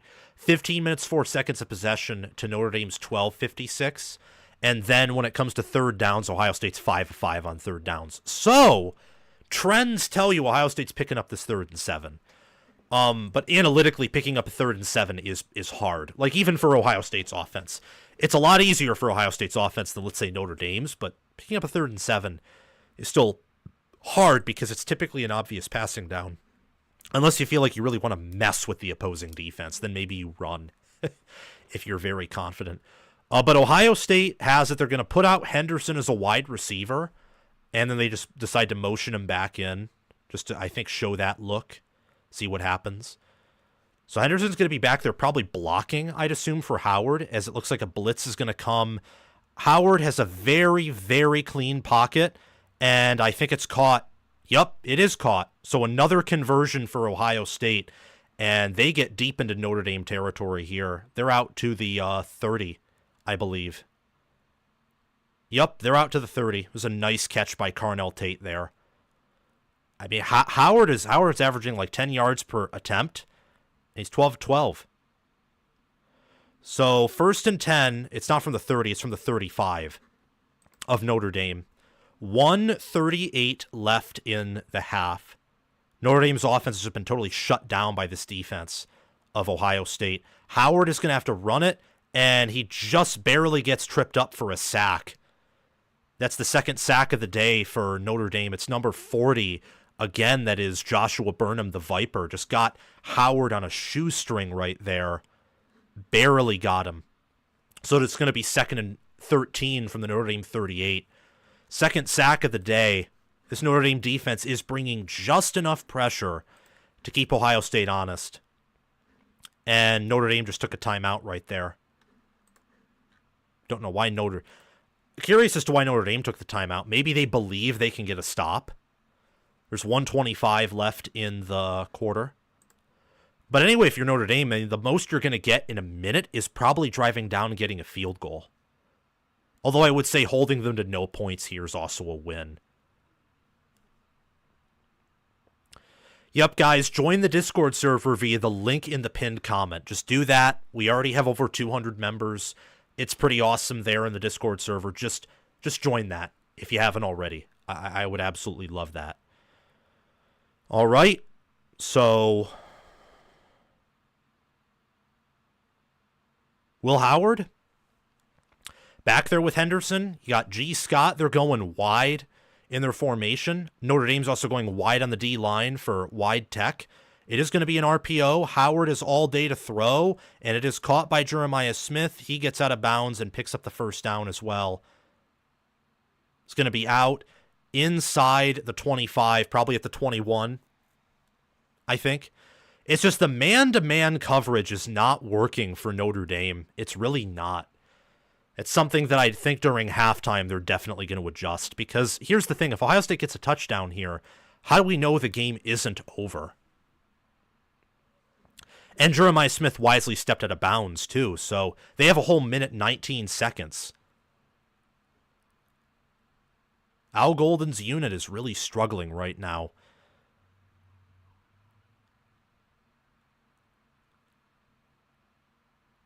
And incomplete. Henderson had to play defense there. Otherwise, Xavier Watts would have picked that off.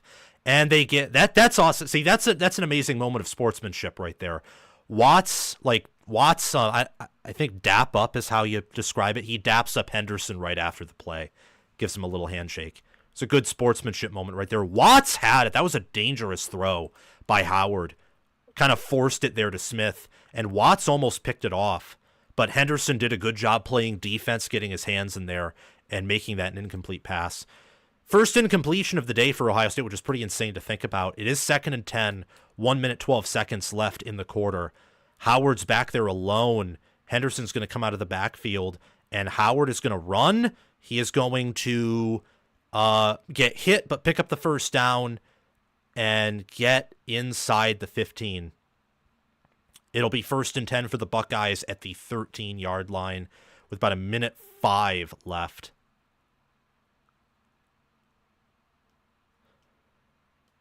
They're going to run it up the middle with Henderson. Henderson is able to get down to the 6. So from there, it'll be 2nd and 4. And I think Ohio State calls a timeout. No, they're not calling a timeout. They're letting the clock run all the way down. Only 18 likes away from 100. Let's get those numbers up. And Ohio State wants this to be like the final thing of the game. It is going to be a screen pass. That's kind of a weird play right there. A little bit of a miscommunication. Nope, flag. Looks like there might be a false start in Ohio State. Let's see what happens. Maybe an offsides on Notre Dame. They're reviewing it. What's going to be the call here? Oh no, I just think Ohio State took a timeout. I don't think there's going to be any flag. Yep, that's what happens. Ohio State takes their second timeout. 14-7, Ohio State has it at the Notre Dame 6. They're given an 83.1% chance to win this game. And they have almost triple Notre Dame's total yards, more than double the first downs, and they are ruling the TOP game. Wow. That's crazy. Ohio State, by the way, 6 of 6 on third down. Notre Dame is 2 of 6. So it's pretty crazy to think about. Although, then again,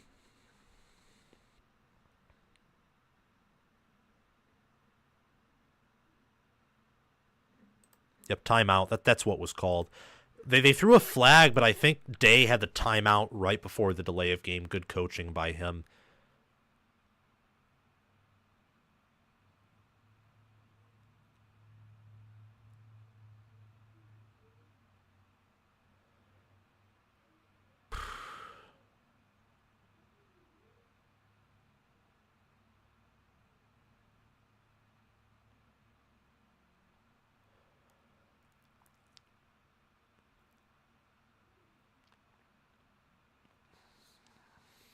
So it is 14-7, 2nd and 4. Judkins is in the backfield.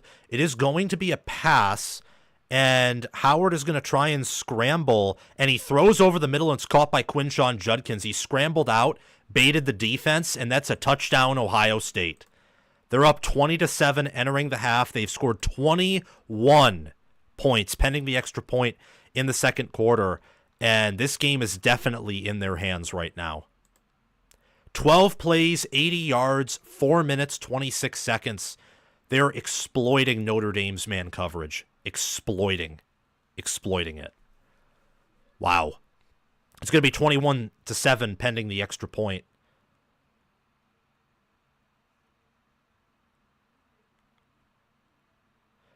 And Ohio State's entering the locker room feeling pretty good about the national championship and potentially winning it. 21-7.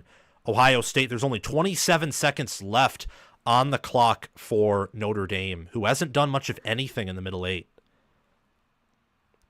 So I'm very anxious to see what happens.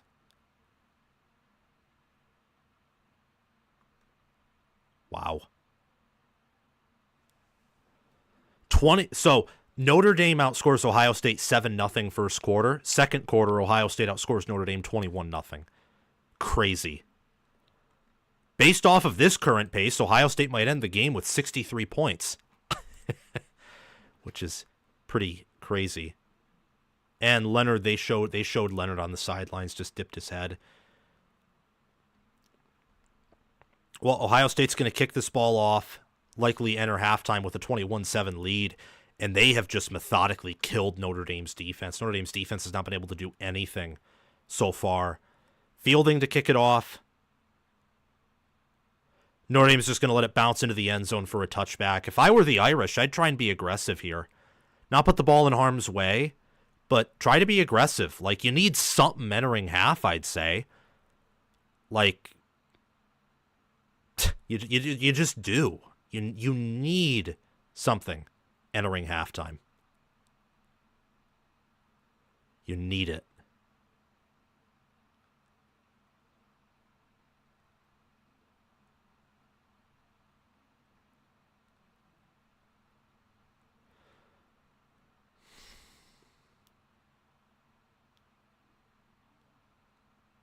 They are going to be aggressive. They are going to try and throw. And they are going to... Are they just going to let this wind into half? Yes, that's exactly what they're going to do. They're just going to let this wind into half. Notre Dame will. They're not even trying to take a timeout. They're perfectly content letting this wind all the way down. Only got a gain of 7 on the pass to Bo Collins. And Notre Dame's just going to enter the... They're going to enter the locker room. It's 21-7 at the half. Okay, I need to pee. But after that, like, after the first 20, 25 minutes, this has just been all Ohio State. All Ohio State. So can Notre Dame come back? Down 14, they're going to need to stop because Ohio State gets the ball out of second half. Looks very unlikely that Notre Dame is going to come back.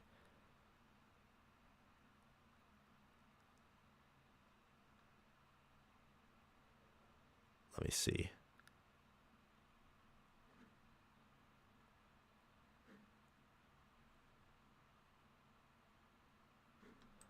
All right. Yep. I'm going to be right back, guys. Just got to go to the bathroom. And yeah, that'll be that.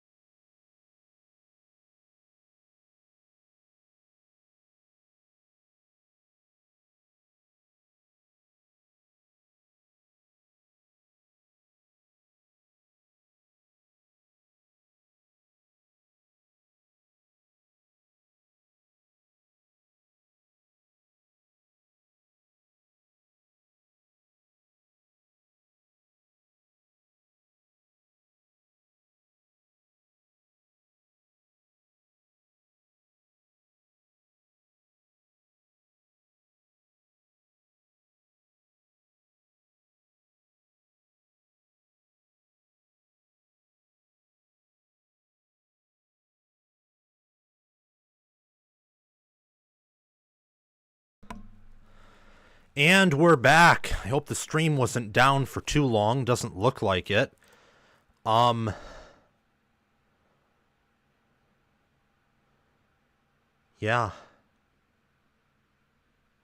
What's this?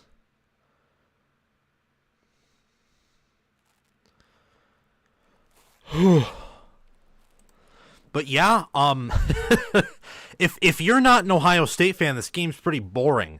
Because unless something radically changes here, Ohio State's winning it all. And you know what?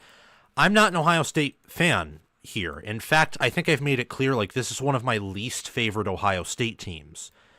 And the reason I say that is because I think that they, like, I've gotten into arguments with a bunch of people about how I think their O-line isn't really all that good, and it's poorly developed, and their O-line coach should be fired. And some of the fans think I'm an idiot for saying that, even though it's objectively true. But objectively speaking, it was pretty obvious that Ohio State was going to win this game unless Notre Dame, like, basically played perfect and did the unthinkable, which is possible. They've been doing it in many games.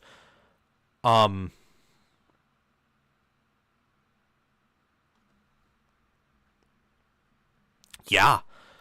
I mean, it's just, it, like, right now, like, it was a bad matchup. Someone on the cover three, this is why you should watch College Football with Sam, because we have analysts talking about how, oh, well, like, Notre Dame is going to be able to, you know, play Ohio State closer than they did Texas. And it's like, no.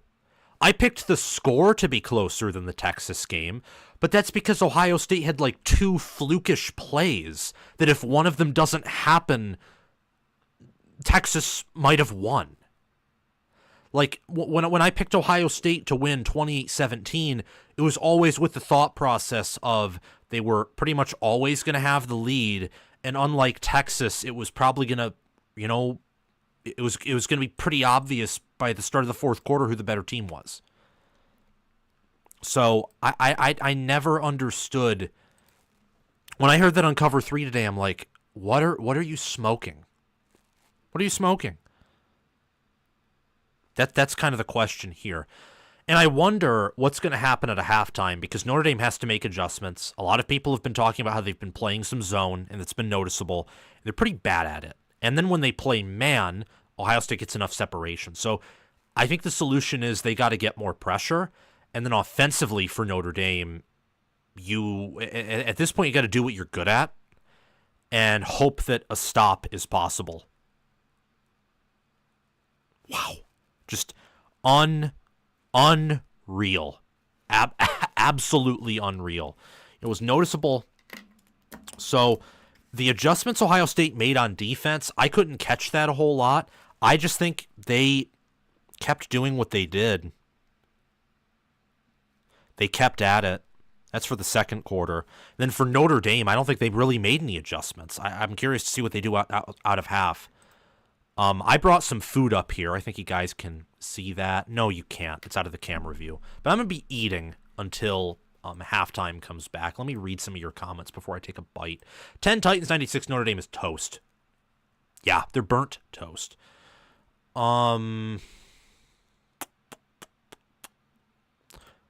Goff did not play a smart game. This is on the OC for not calling a simple game plan. You're talking about the Lions game, it sounds like.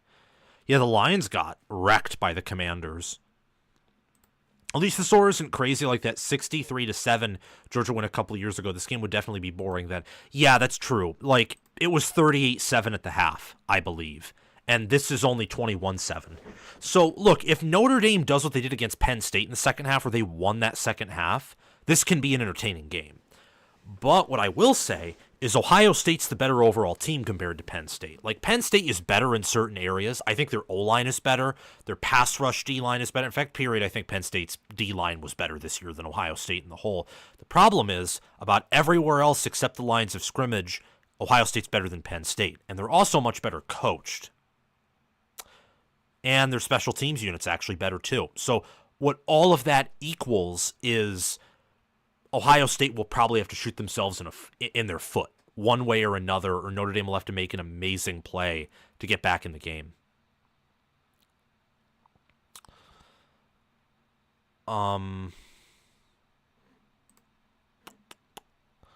Yeah, I mean, it's been all Ohio State since Notre Dame punched in that football. All Ohio State. There were moments, too, where Notre Dame's been able to get off the field.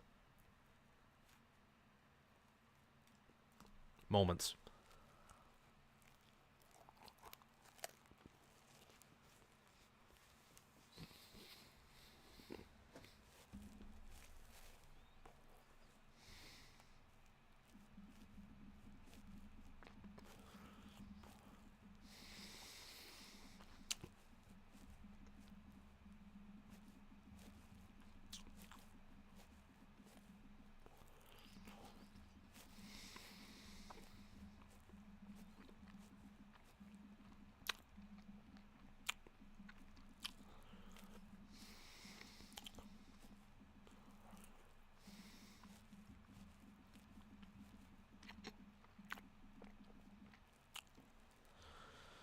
Whew.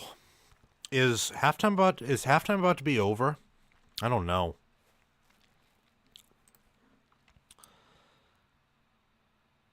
Okay, let's see. Vadis. Thanks for the season, Sam. Now Ohio State, let's finish in style. Amen. Thank you for the $10 super chat. I appreciate that a lot. Yeah. What Ohio State should do is what they've been doing. I mean, if I were Ohio State, I wouldn't be making any second half adjustments. Like, not of arrogance, but the fact that everything's working. I mean, the only bad play Ohio State's had is the end around to Smith that resulted in lost yards, some of the sacks, but again, circle back to the fact that Ohio State's O-line isn't that good. You're going to give up some sacks at times. Everything else has been perfect. Everything else. It's a really good team when they're clicking. And Texas, only a few teams this year, Oregon when they were high flying at their peak, and Texas in general were probably some of the only teams that could have moved this team, along with Michigan for mental reasons.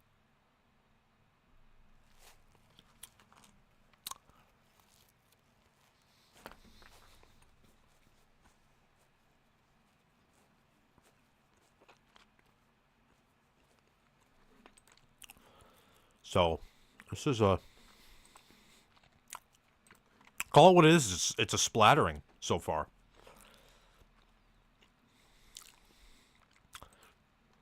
Does Ryan Day call out Lou Holtz if we win again? He should. That'd kind of be funny. He should. I don't know if he will.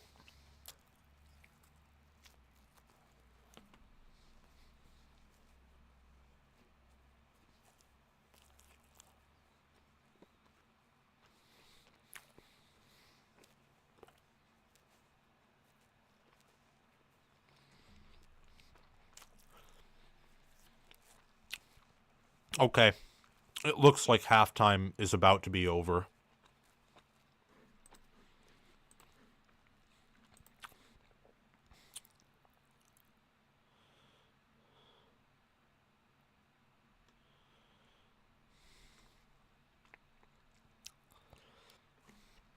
Yeah, I mean, if you're Notre Dame, you need a quick 3 and out. And then you can go on a long, methodical drive again, make it 21-14.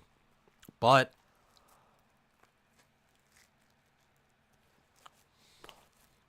Black Cat, should it have been Penn State versus Ohio State, Sam? Yeah. Penn State would have given Ohio State a better matchup. Better D-line, more pressure, and I think Penn State has the better rushing offense. It's not quite as explosive or dynamic, but it's better.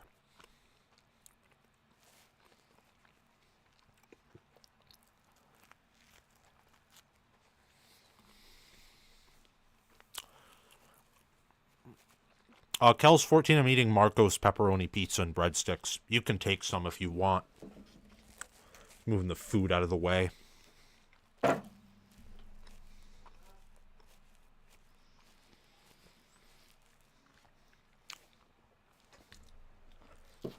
Okay.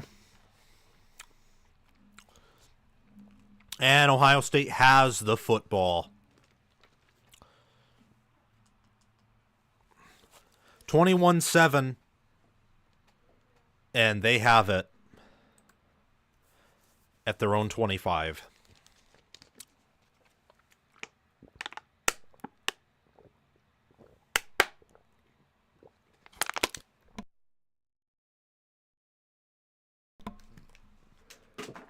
It's been all Ohio State since that first Notre Dame touchdown drive. Let's see what happens in the third quarter. Howard is in there with Quinshon Judkins. Notre Dame's going to send a blitz. They're in man, and pass is incomplete to Jeremiah Smith. It'll be 2nd and 10 from the 25. Or maybe from the...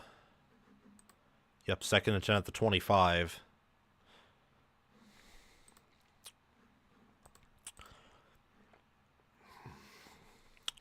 So that was just straight man coverage right there, I believe. And Notre Dame covered that very well.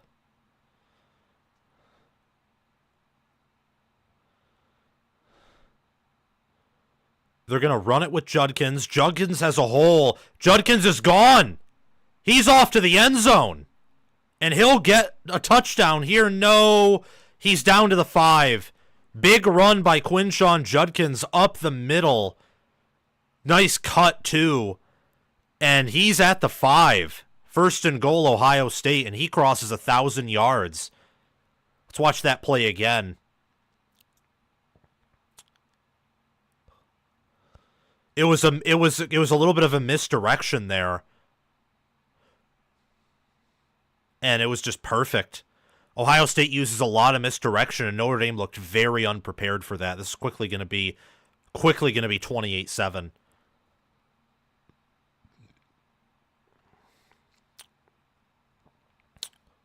And Ohio State's going to call a timeout. Took a little bit too long. Ohio State now, by the way, is given a 95.8% chance to win according to FPI. 14:03 left in the third quarter.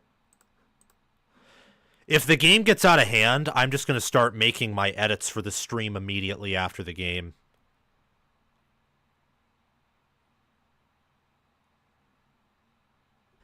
If it was Henderson, it would be 6. Yeah, because Henderson has the breakaway speed.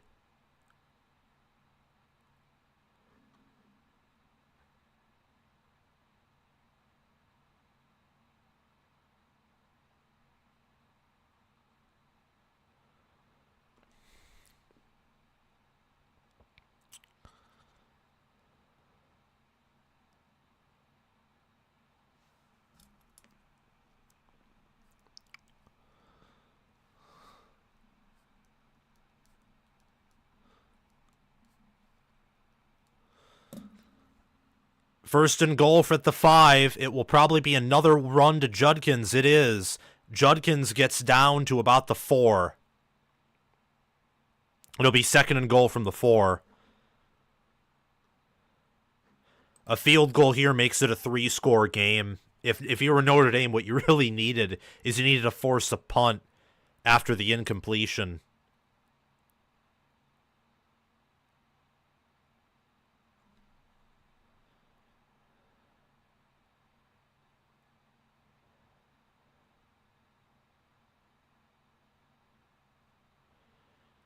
Second and goal from the 4. Will it be another run? No, it's a designed run for Howard. Howard gets down to the 1, maybe the 2. It'll be 3rd and goal. Yep, from the Notre Dame 1. Should just be a QB sneak here.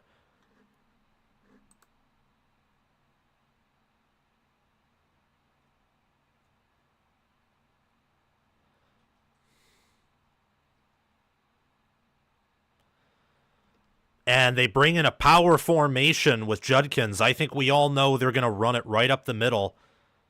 Yep, that's exactly what's going to happen. Judkins gets in the end zone. Touchdown, Ohio State. And it's 27-7.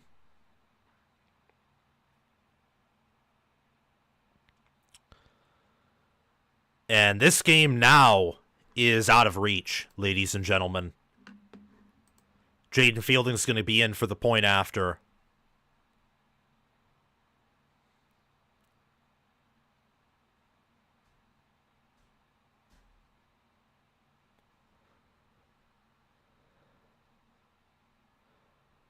You know, something that I didn't exactly expect was Ohio State dominating, rushing the ball.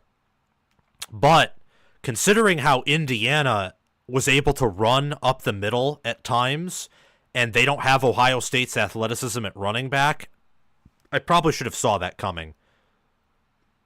And Jaden Fielding's extra point is good. So, 28-7 is the score with 12:46 left in the quarter. At this point, Ohio State has a 96.5% chance to win. Wow. Crazy. Have we ever... So this is a question that I have for all of you. Is this the greatest two-loss team of all time? That's what I want you guys to answer.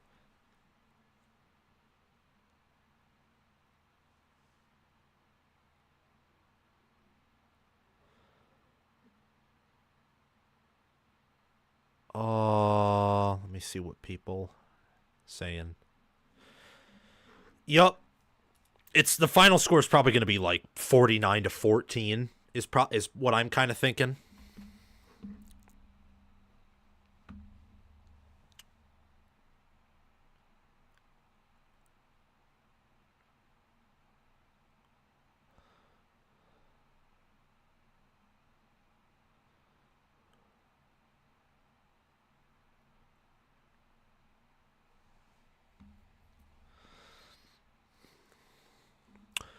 So, 28-7, Ohio State. They're on to winning the Natty. That's pretty clear to me.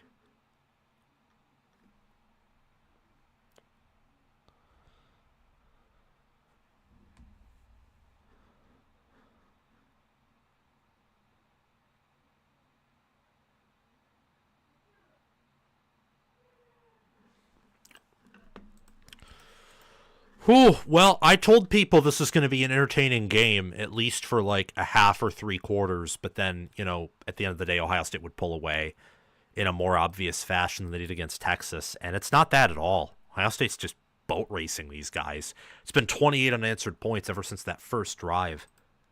Wow. It's crazy. I don't know what you do if you're Notre Dame. Do you just lay down and die?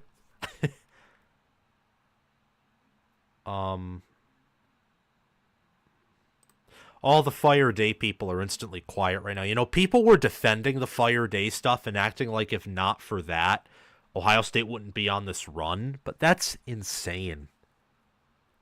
And I don't know. Like, what people have to consider is, have some things changed? Yes, of course they have. Of course. But at the end of the day, like, this is just, I mean, this team is like last year's team with a mobile QB and a D-line that can get more pressure and a cornerback room that's a little bit worse. Like, that's kind of what this is. Like, if Ohio State beats Michigan last year, they win the national title. They make a field goal against Georgia, don't drop a pick, or Lathan Ransom doesn't fall down covering Arian Smith, they win it all in 2022.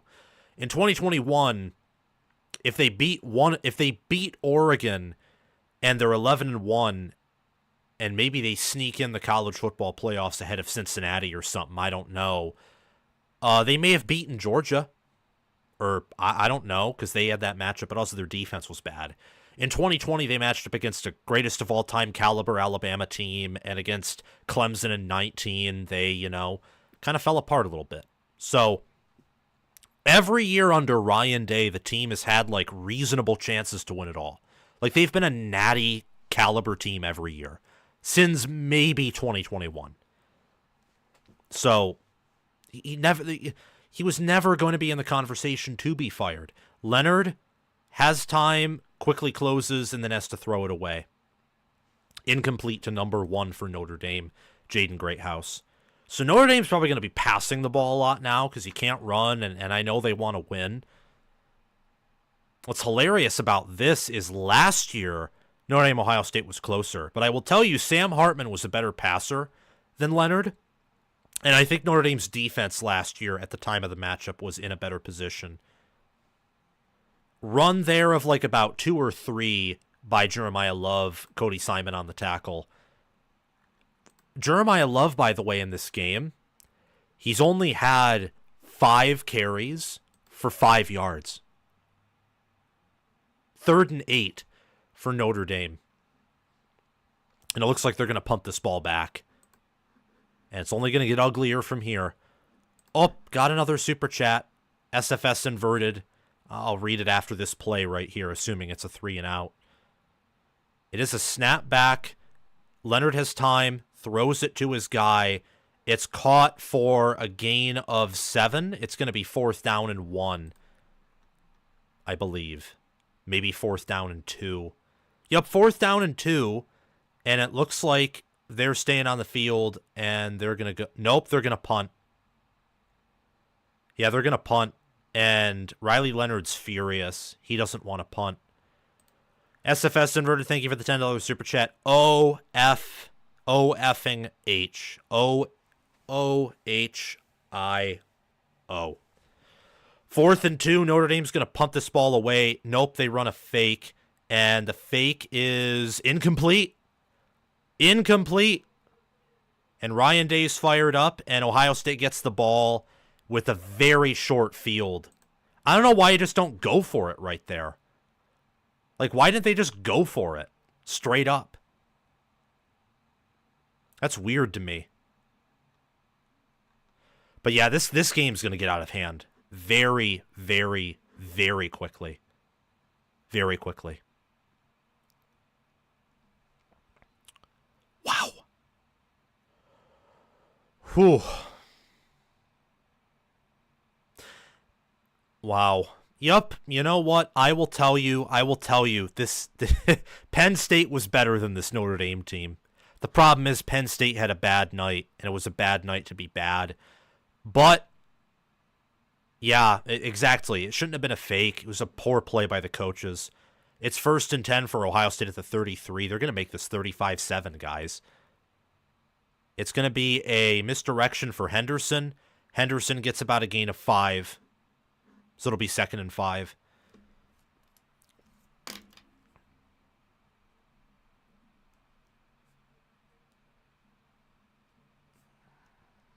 Wow. Whew.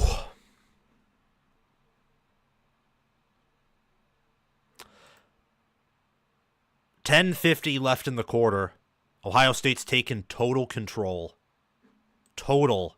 Absolute control. And they run it up the... Nope. Howard keeps it. Howard picks up a 1st down. He's inside of the 15. Not the 15, but the 25. 1st and 10 from the 21 of Notre Dame. And this is a splattering. That's what this is. This is a splattering. Splattering right now. Whew. Crazy.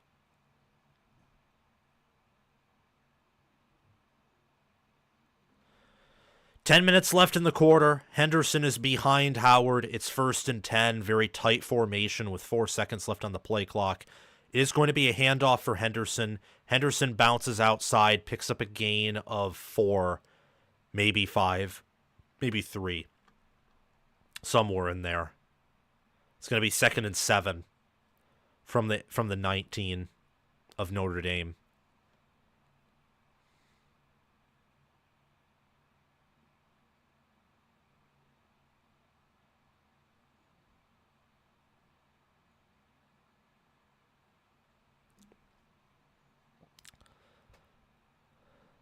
It is going to be a designed run for Howard. Nope, but he has all day in the world. Gets it out to Emeka Ibuka. There is going to be a flag. And I don't know who the flag's going to be on. I'd say it's, yeah, oh yeah. Henderson had a hold. It's going to be a hold on Henderson. It'll be 2nd and 17 from the 26. So hold on Henderson. He was grabbing the jersey. Otherwise, it would have been a sack. I was going to say, like, that it's unusual for Ohio State's pocket to give someone that much time when they're facing a blitz. But yeah, it's because they were holding.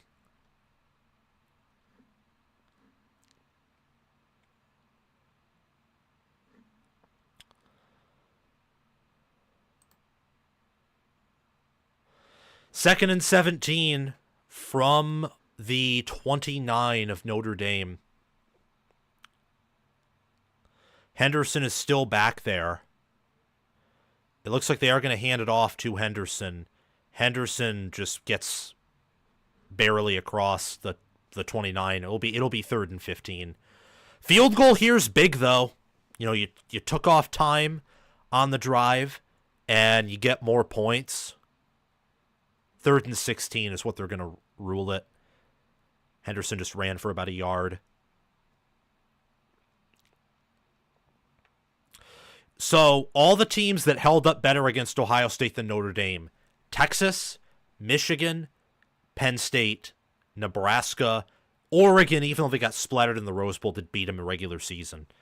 This has just been a bad matchup for Notre Dame. They're going to go deep, and it's overthrown. Carnell Tate beat him. Howard just barely overthrew it. So it's going to be 4th and 16. That was like a pretty good throw by Howard. Just a little bit too far. Just a little bit. That was a really good throw by him, though. I mean, Howard has exceeded all of my expectations. All of them. Every which one of them. But I think it's kind of the same thing with, like, what people, and I'll talk about this after Jaden Fielding likely makes this field goal. Maybe he misses. Who knows? We'll see.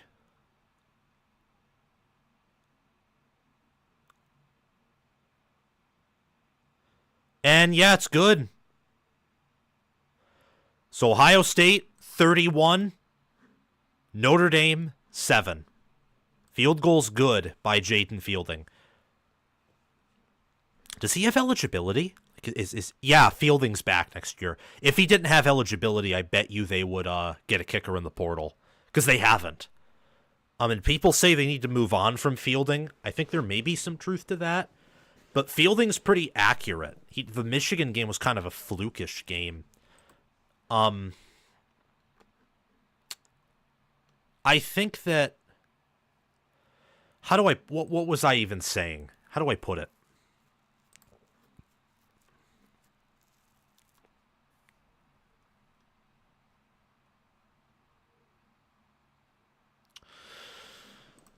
Oh, yeah. I think Kyle McCord would have been way better for Ohio State and probably a top 5 QB if he had legs. That's what I was saying. Half of McCord's problem is he was playing behind a bad O-line and he had no mobility. So like Howard is playing behind a currently, I would say, bad O-line, but he has legs. So he can extend plays. And with his receivers and with his supporting cast, the O-line's already minimized, and his mobility further minimizes it. McCord didn't do as good of a job hiding the foibles of the offensive line, hiding the weak spots. Now, of course, I think Howard right now at Ohio State's been the better overall QB than McCord was last year. Passing-wise, I would say that based off of how Howard's played in the playoff, I'd say that Howard's, dare I say it, probably the better passing QB at this point. However, some of that may be due to his legs. I think both quarterbacks finished this year top 10 in my mind. Howard clearly top 5. The best QB in the Big Ten. Although, yeah, he's the best QB in the Big Ten. At one point he wasn't, but his run in the playoff has just been absolutely insane. I mean, look at his current numbers. He has a 192.3 passer rating against Notre Dame right now, who doesn't let anyone pass them. Now, to be fair, they let USC torch them, and one of the big reasons why IU didn't have success is Rourke had a bad game. Jackson Brink, I think the game is over, Sam. Yeah, probably. Also, Chris Lane, kudos to you on your prediction. You predicted 41-13. There's a very good chance that's the final score of the game. There's a very good chance of that.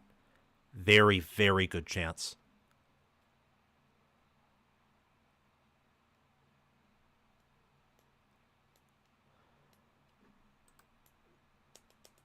Alrighty.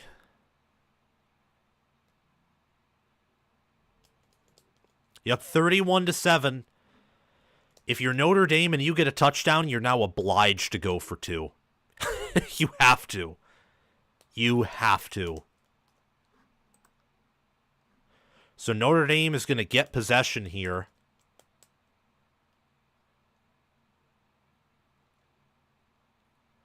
Darn, it's just insane. Ohio State and how they've played Notre Dame this year compared to how they played Notre Dame in the past 2 years. Either this OSU team is way better than the teams the previous 2 years, which, I mean, I think they have a higher ceiling and are better overall because, you know, they have an elite defense and a near elite to elite offense. But I also think Notre Dame is probably a bit more handicapped than I and others thought that they were. Because, again, I thought they would do better against this Ohio State offense, and they haven't. They have not. But I picked them to win and cover, so that's the correct prediction. If you pick the spread and the score right, you basically called the game how it went. They're going to run Riley Leonard, and Leonard is going to get a gain of 6, maybe 7. It'll be 2nd and 5, 2nd and 6 at the Notre Dame. That's all that's worked for them, is running their QB. It'd be one thing if they had like 2 mobile QBs. Then they could probably do that the whole game. But they only have 1, so they can't, consequentially.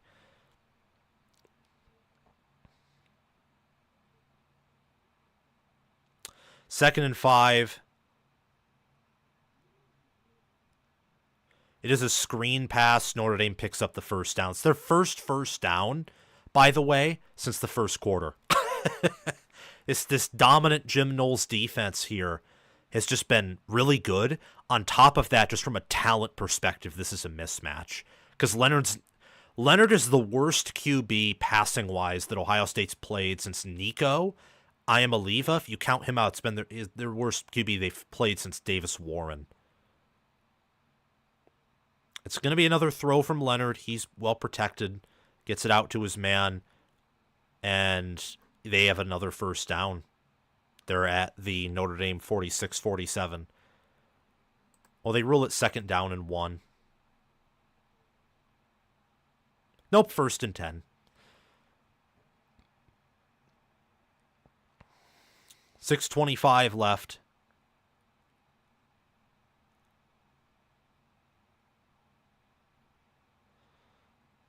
Is it going to be a run? Yes, it is, by Jadarian Price. And Jadarian Price is out for like a gain of maybe 2.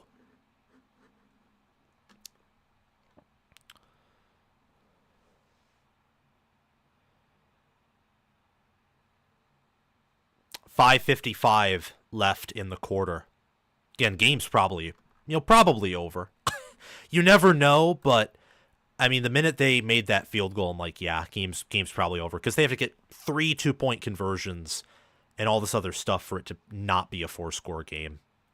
Ohio State does send a blitz, and Leonard is going to be sacked. That was Sonny Styles coming late on the blitz, and Leonard just did not see it, did not read it. And now Notre Dame's in a very tough position because they're all the way back at their own, basically 35. It's going to be 3rd and 21. You see what happened on that play.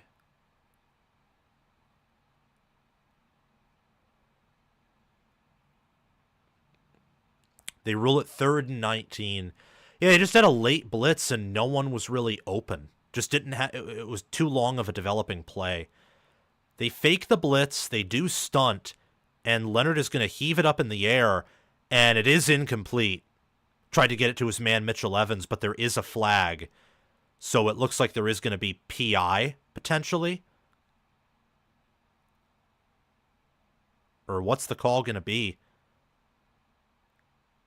Yup, pass interference on Ohio State, so it is going to be a first down for Notre Dame. They're moving all the way up to... They're moving into Ohio State territory. It was on Davison Igbinosun, which, I mean, that's the weakness of OSU. If you can throw on the... If you have elite wide receivers, you will score on the defense. If you don't have elite wide receivers, you will not score on the defense. The problem is, no one except for Ohio State, I would say, this year, has elite wide receivers. Nice throw there by Riley Leonard. Stepped out of bounds. That was to number 9. That was to Eli Raradon. It was a gain of like 6. So it'll be 2nd and 4 from the 42. All right, time to start editing on Photopea. Ohio State given a 99.1% chance to win. The issue with Notre Dame is they can't score quickly without some type of busted play. It is going to be a handoff to Jeremiah Love. Nope. Leonard keeps it. Leonard gets a gain of like 3, I think. Yeah, it's going to be 3rd and 1. Would have been better off handing it off to Love, I think. But it is 3rd and 1 from the Ohio State 39.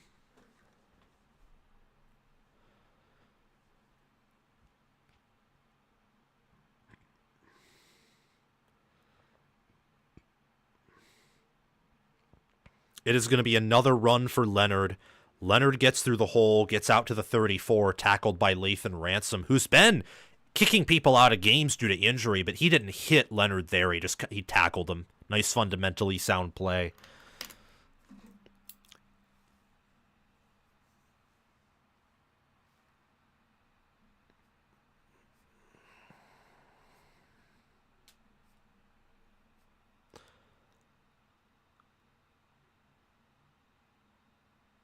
Second and 10, it was an incomplete pass to Jaden Thomas. Is at the Ohio State 34. The ironic thing is, all that's worked for Notre Dame is occasional passes where they're able to get like occasional passes on Ohio State's corners, and then quarterback run. Like, that's it. That's all that's worked for Notre Dame all game. Great game plan by Jim Knowles. And Ohio State's playing very close to the line of scrimmage. It is going to be a pass. It is going to be a blitz. And it is caught. And that is Jaden Greathouse. Greathouse is going to get a touchdown. Are there flags? No, there are no flags. Touchdown Notre Dame. And it is going to be 31-13 with 3:03 left in the quarter. Jaden Greathouse with a 34-yard. That was a rare play where Ohio State lacked fundamental soundness. Like, the coverage there could have been considered pass interference, and then they just missed a bunch of tackles. That was Jermaine Matthews Jr., who almost hit Greathouse early, missed the tackle right there, and then was not able to tackle him again. So it's 31-13. They're going to go for 2, because that's the only way they can reasonably make this a game without just some Spartan-level effort by the defense, which is not going to happen. So what do? It is going to be a shovel pass that works. Wow. So they get the 2-point conversion. 31-15. And while I would say the game's over, it is a 2-score game. So if Notre Dame's defense can muster something, they're not exactly out of it. If they can, force a punt, get another score, of course, get a touchdown, something along those lines. 31-15, and Notre Dame is another touchdown.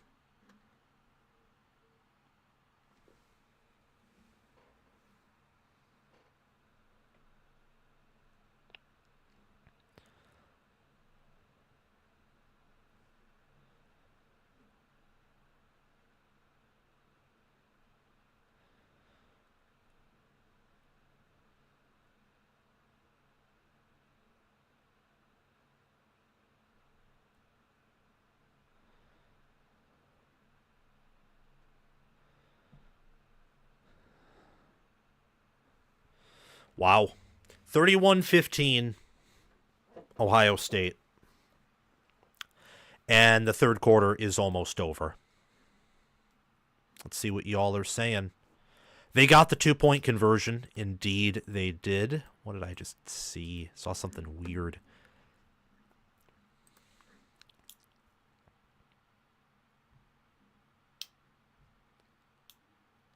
I believe OSU's offense has scored on every drive. Got to keep it going, says Wallace Johnson. Yes, they have scored on every single drive. On every one of them. Notre Dame now is 161 total yards, 11 first downs, 19 minutes, 40 seconds of possession. They're trailing Ohio State by 16. They're 3 of 8 on third down conversions. They need Ohio State. What they need is they need Ohio State to shoot themselves in the foot on offense, because Ohio State just shot themselves in the foot on defense. Like, that was the worst play I've seen all day from Ohio State's defense, right there. Because the QB run stuff is almost impossible to stop if your O-line is good. And Notre Dame's O-line is good. But that was preventable. Same with the 2-point conversion.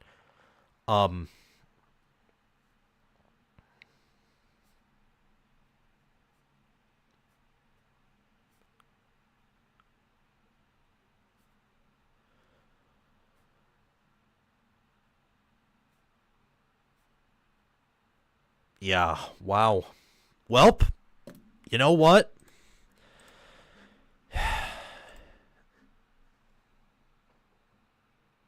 THS, just stop.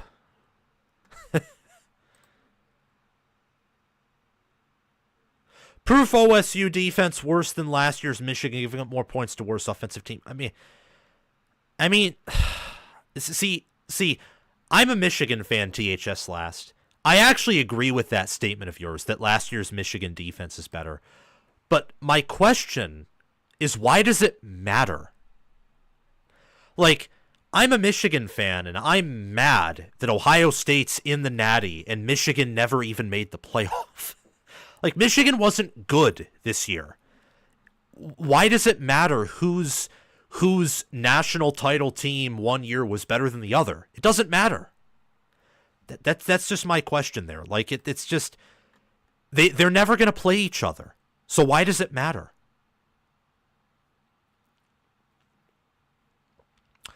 All right, 31-15. Mitch Jeter is going to kick this ball off.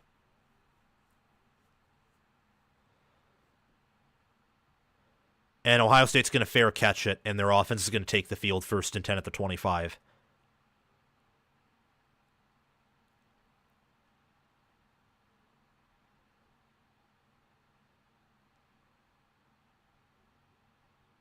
And we hit a commercial break. So let's insert some ads.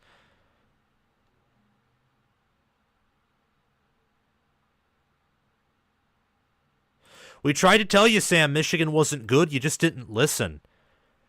How was I going to know that the O-line was going to suck and the defense was going to suck for the first half of the season?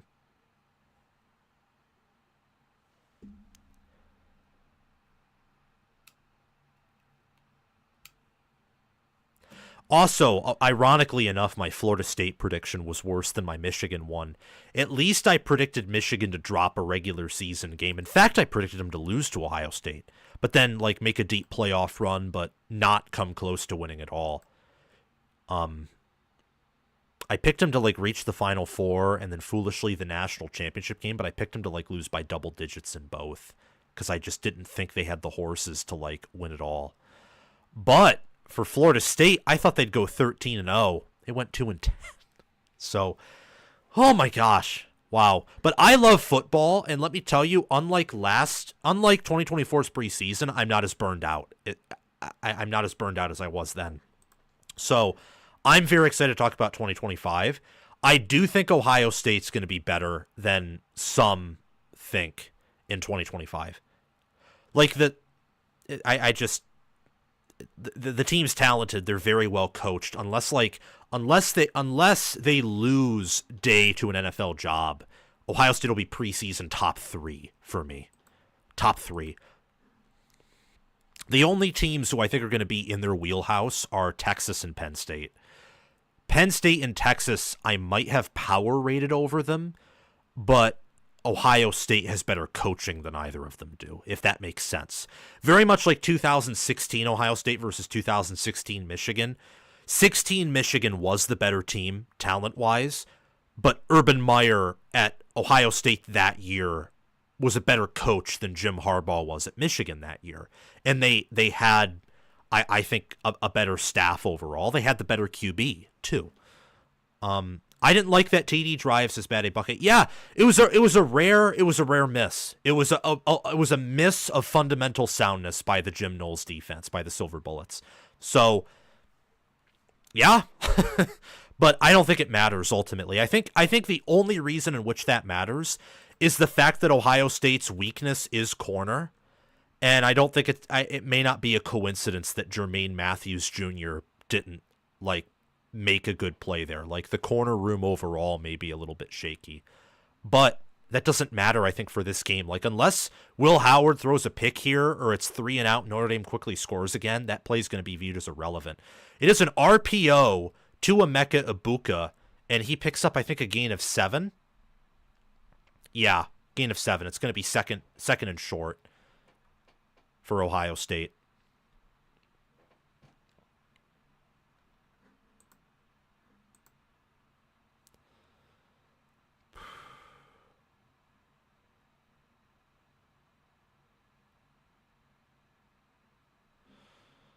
All right. 2nd and 3. Will Ohio State run it? It is just going to be a Will Howard keeper. Howard picks up the first down. No. It's actually going to be 3rd and 1. 3rd and inches, more so. So I expect another Will Howard designed run. They bring in G. Scott Jr., the tight end. They're huddling. 2 minutes left in the quarter. They're going to QB sneak. They're going to sneak this football. It's going to be pretty easy. They're going to easily pick it up. Yeah, Howard gets through, picks up a first down.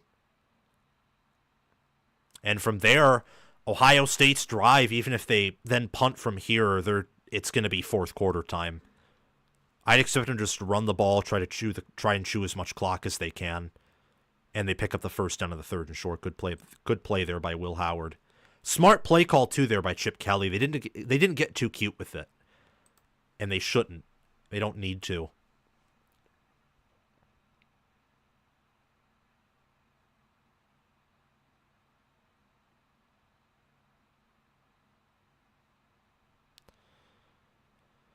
First and 10.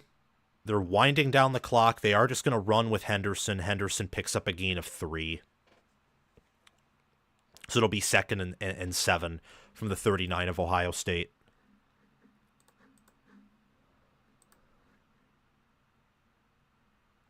Someone said Howard pick incoming.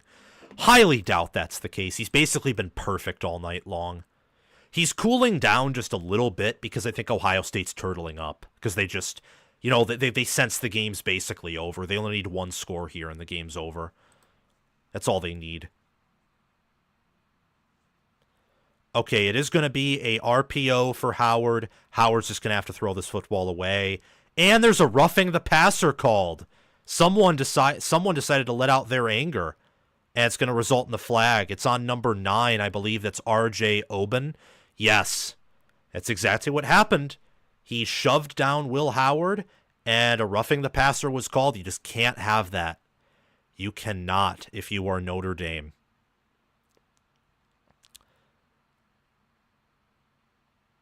Yeah, he could have pulled back, but he pushed him, and you just can't do that. And Marcus Freeman's furious, but that's the Notre Dame defense is frustrated. R.J. Oben let his emotions control him a bit, and now Ohio State has it 1st and 10 at the Notre Dame 47.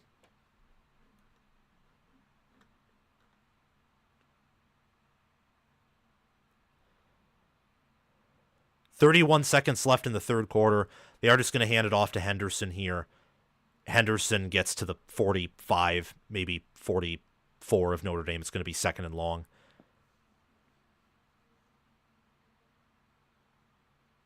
Yup, and that is the end of the third quarter right there.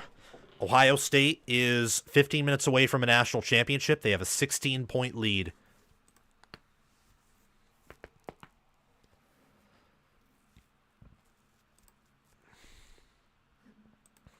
All right, with that, we'll take some ad breaks, and then we'll be back.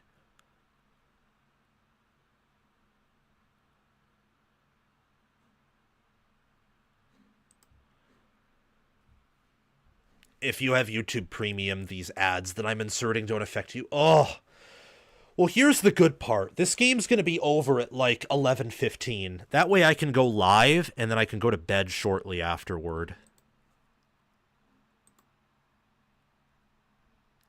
The problem is I'm going to have a lot of energy, and I have school early tomorrow, which is unfortunate, but it looks, I don't know.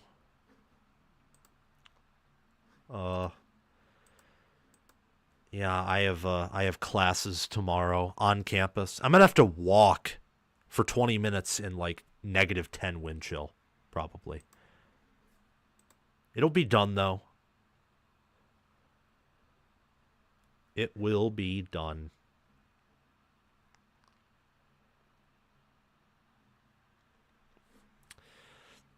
I haven't gotten any notifications yet that classes are canceled, although they'll probably be made in the morning if they have to be. Universities typically don't preemptively cancel like high school. Yup. What's the wind chill going to be like?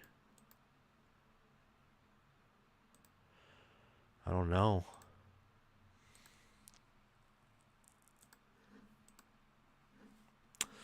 But we are not far away from an Ohio State national championship. Not far away at all.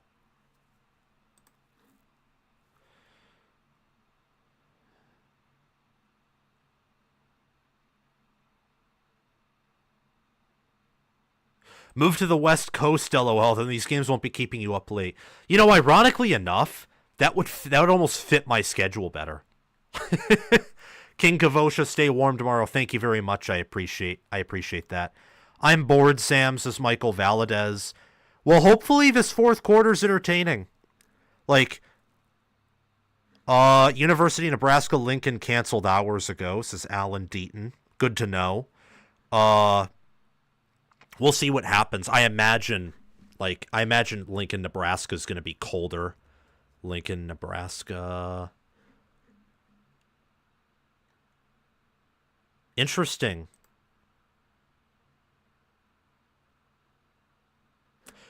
If Nebraska canceled classes for tomorrow, that's interesting because it's supposed to be warmer tomorrow at Nebraska than it is here, like in Michigan. That's very, very interesting. Wow.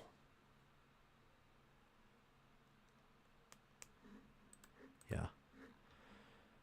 I'll get notified if they do or don't, and I'll get up early enough to where if they do, then today will be a nice, long, good day. But we're back. We are back.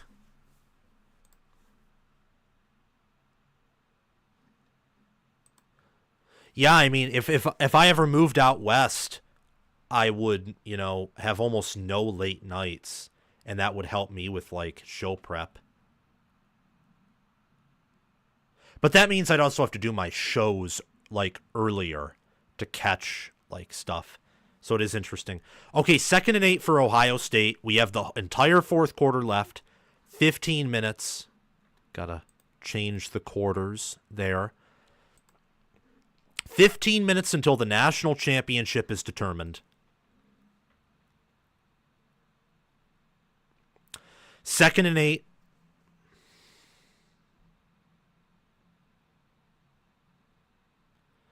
They're going to motion.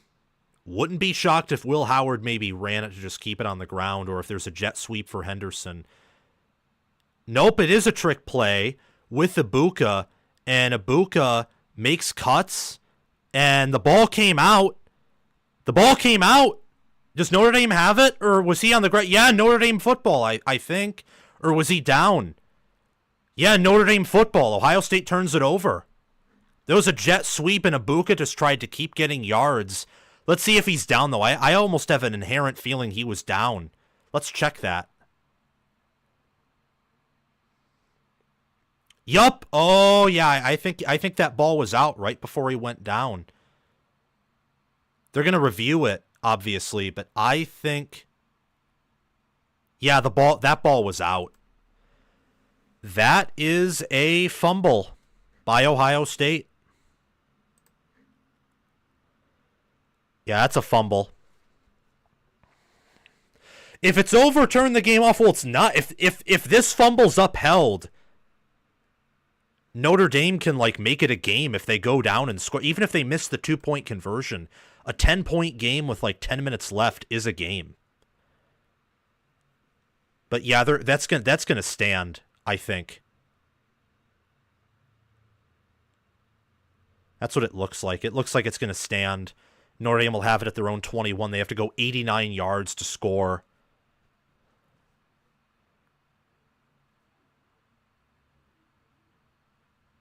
Yup, it's Notre Dame football. That's a turnover. It's been confirmed. Wow, that's a big break for the Notre Dame defense. Notre Dame has not been able to get a stop the whole game. That's their first stop, and it's coincidentally a turnover.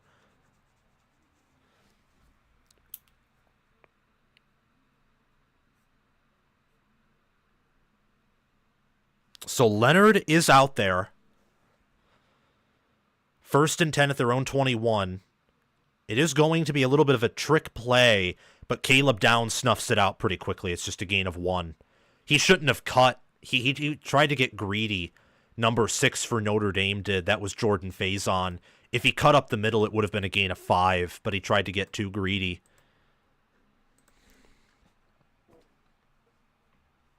So it's going to be 2nd and 9. Ohio State looks like they want to send a blitz. They don't.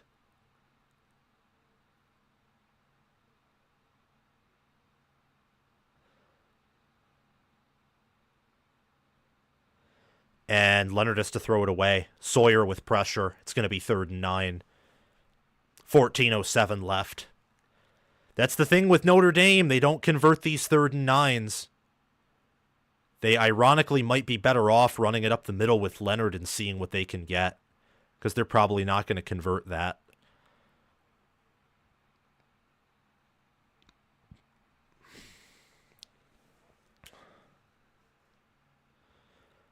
$14:07 left in the game.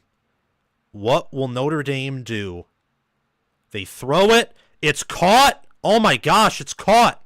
That was Jaden Greathouse. Beautiful throw by Riley Leonard. They're out in Ohio State territory. I don't know what's happening, but that... Oh, it's because he was on Cody Simon. That's a mismatch. Putting a wide receiver on Cody Simon. They convert a 3rd down. It is a 3rd and long.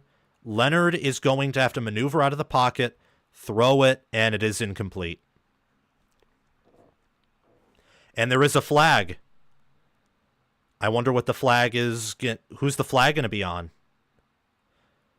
Is it a roughing the passer? Is it a hold? Holding on Ohio State's defense, apparently. On Igbinosun. So now it's 1st and 10 at the Ohio State 38.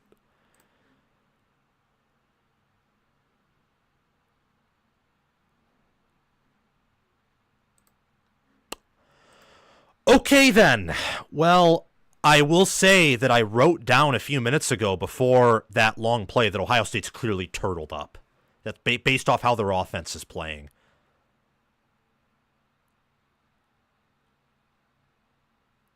Nice TFL, though, by Ohio State.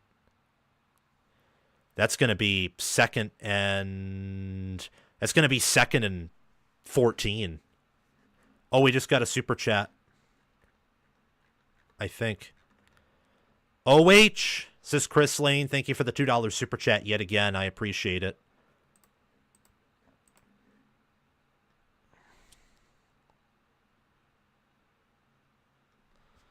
$13 left in the quarter and in the game until the national champion is crowned.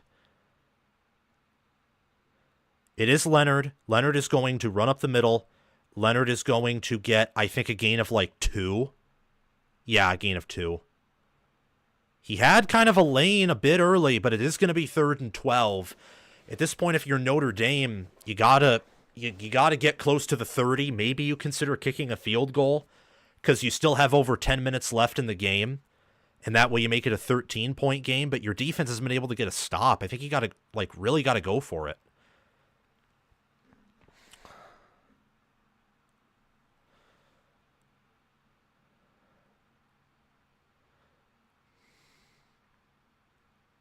Riley Leonard is back there. He is going to throw it. It is going to be caught by Mitchell Evans for a gain of, I believe, 7. So, yeah, it's going to be 4th and 5 from the Ohio State 33.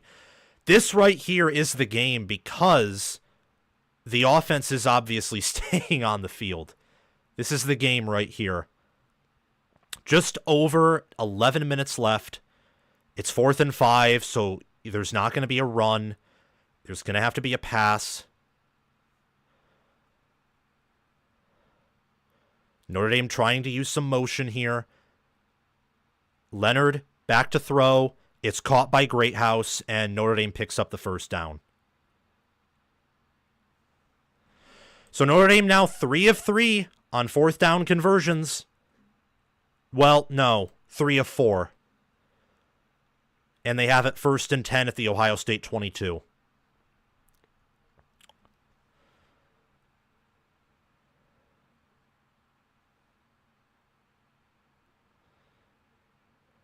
Greathouse again on the reception, gets about a gain of 6. And now Notre Dame's in the red zone. Ball's out of bounds, so quickly Notre Dame's going to try and score probably with about 10, maybe 9 minutes left.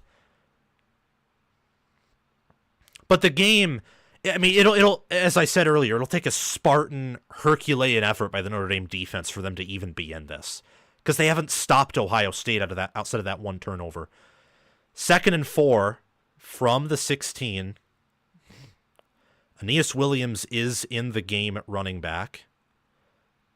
They're dropping back to throw. Leonard going deep, and there's PI going to be called on Denzel Burke. The penalties are now flaring up for Notre Dame, and they were trying to hit number 2 there, Jaden Harrison, in the end zone. PI by Denzel Burke.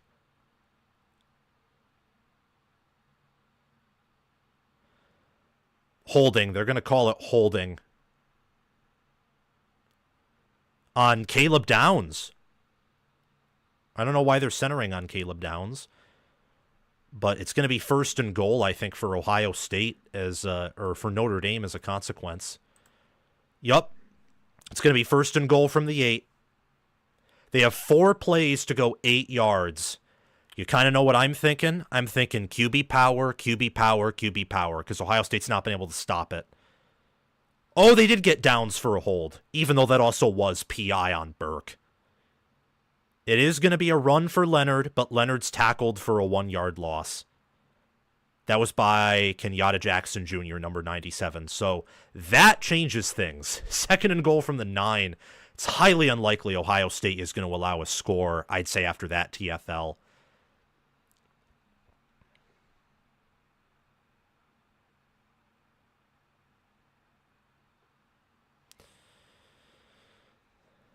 .954 left.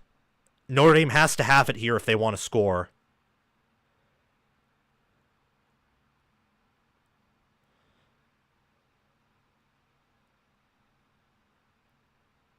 And it is an incomplete pass. He was looking for Mitchell Evans. Lathan Ransom in coverage did a wonderful job there. It's going to be 3rd and goal from the 9. 2 plays. You got 2 plays to get into the end zone. 2 of them.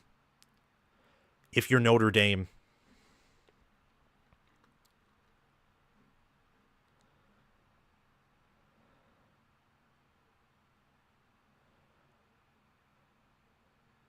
If it's 4th and goal from the 9, I think you kick the field goal. Personally. Because that way you just need 2 touchdowns to straight up win.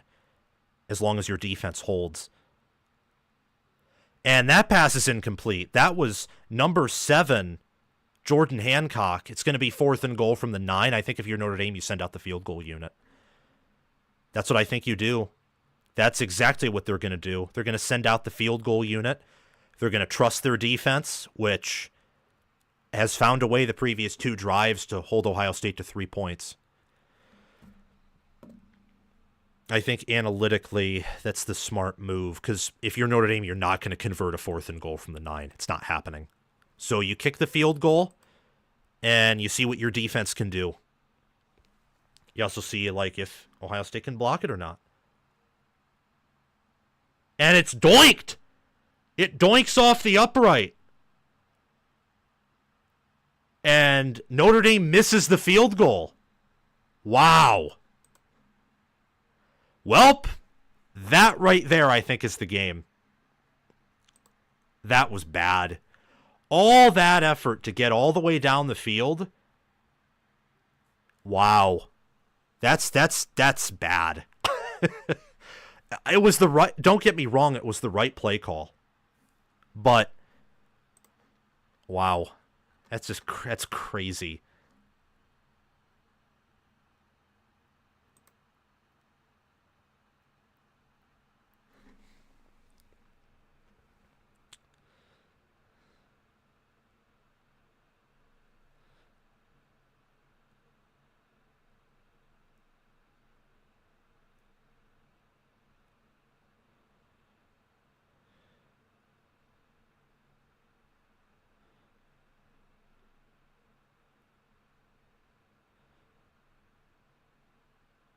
That was a bad miss.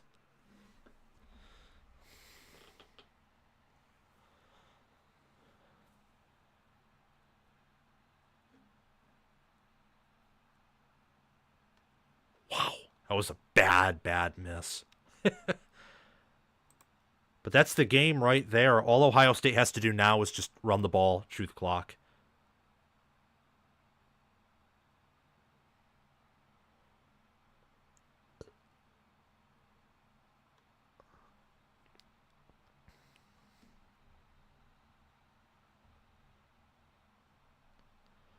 That miss was Husker-like. Alan Deaton, I agree with you.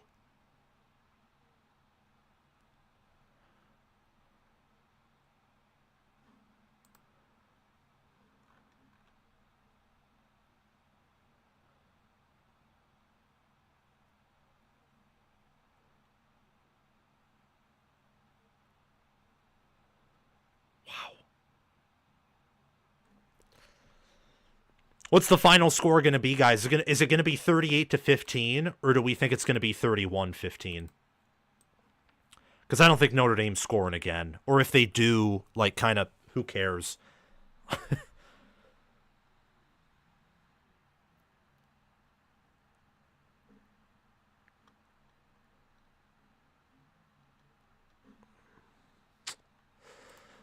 Whew. Wow.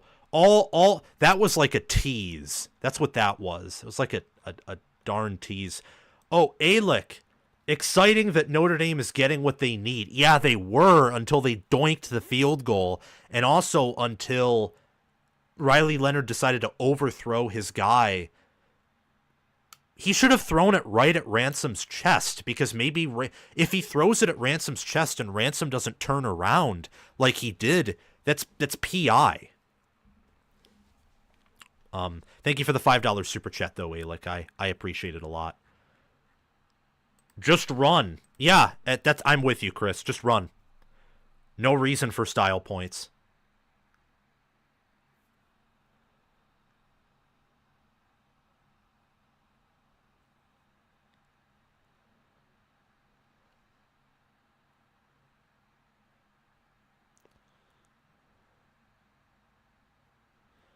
Judkins runs up the middle for a gain of about nothing.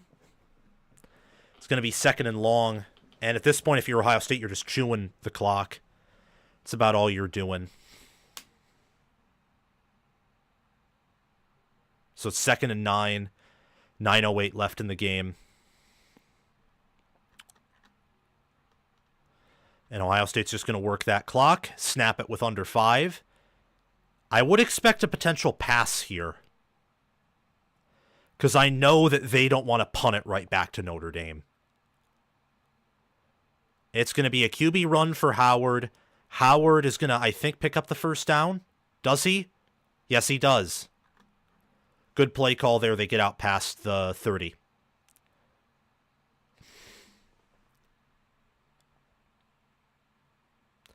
Yep, 1st and 10 from the Ohio State 32. And now at this point, if you're Notre Dame, the only way you're coming back is you have to get a 3 and out right here.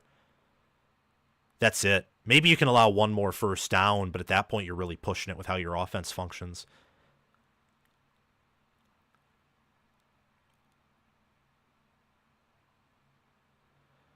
It is going to be a run for Judkins. Judkins gets out to the 35, maybe 36. It'll be 2nd and 7, 2nd and 4.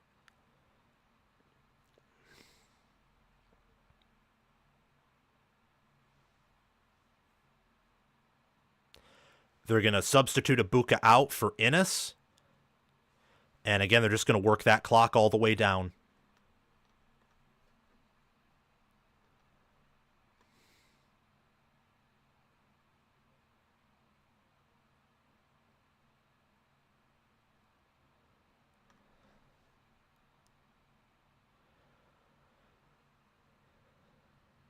It is going to be a toss to Judkins.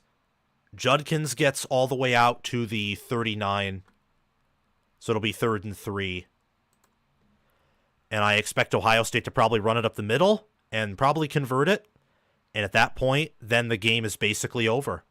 And Ohio State wins the national championship.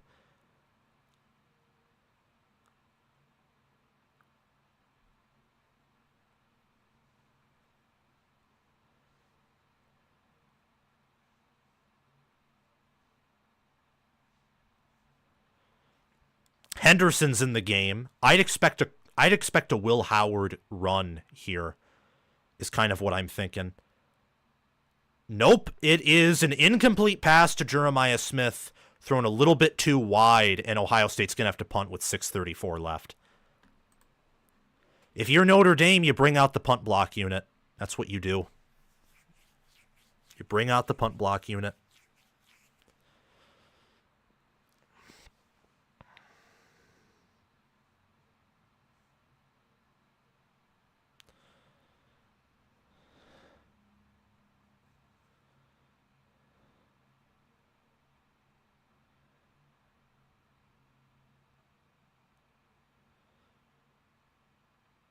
And they do get it off.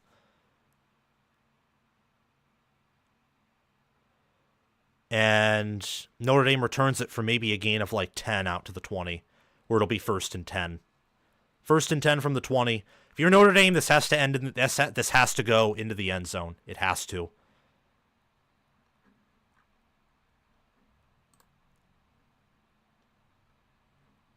It has to go into the end zone.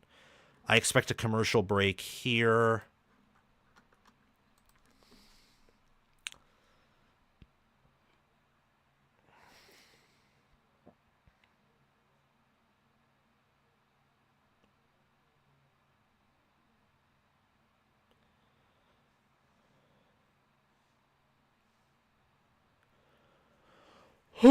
Wow.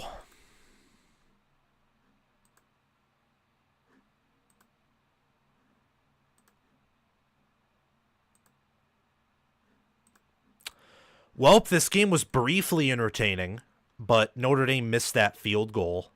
And now at this point, they have to drive down and quickly get a 2-point conversion. This for both first wins in 12 and 4-team playoffs. Thank you, King Kavosha, for the $2 super chat. I appreciate it very much. Yeah, your Buckeyes, barring a miracle here, are going to come out with the national championship. It's got to feel awesome. You'll be 14-2, national champions. You'll enter next year probably as preseason number 1. I can't imagine who'd be ranked preseason number 1 ahead of Ohio State, because if there's not like a unanimous consensus that there is going to be a different best team next year, it's typically the team who most recently won it all.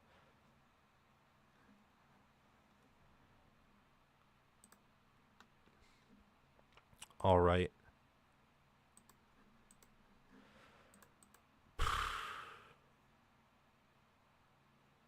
Wow. Did we just get another super chat?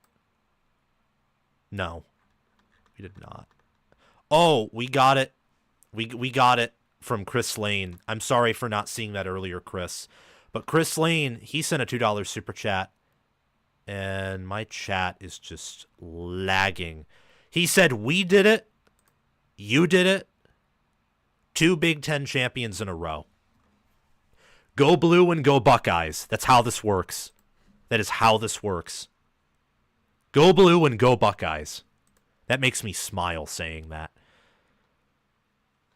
Okay, so Notre Dame will have it 1st and 10, 6:25. All Ohio State's defense has to do is either force Notre Dame's drive to go past the 2-minute warning, or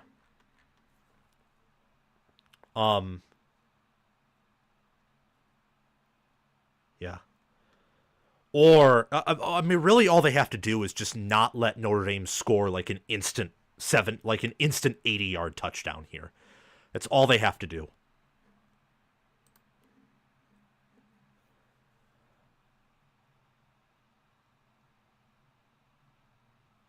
Okay, they break the huddle. Riley Leonard is out there with Jeremiah Love, who's basically done nothing for the entire game. Let's see what they do.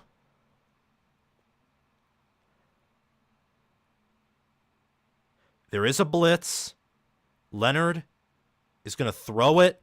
It is caught. That is by number 5, Bo Collins, and they do pick up the first down. They're out to the 32. Clock's moving, though, so, you know, they gotta pick it up here. If you're Notre Dame, I think you want to score with, like, at least 4 minutes left. Don't know if that's doable, but I think it is possible. They get it out for a gain of about 5, so it'll be 2nd and 5, maybe 2nd and 6 from the 36. Yeah, it'll be 2nd and 6. Notre Dame going quick tempo here. No huddle.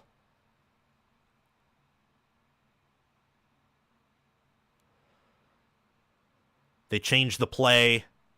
Don't like what they see.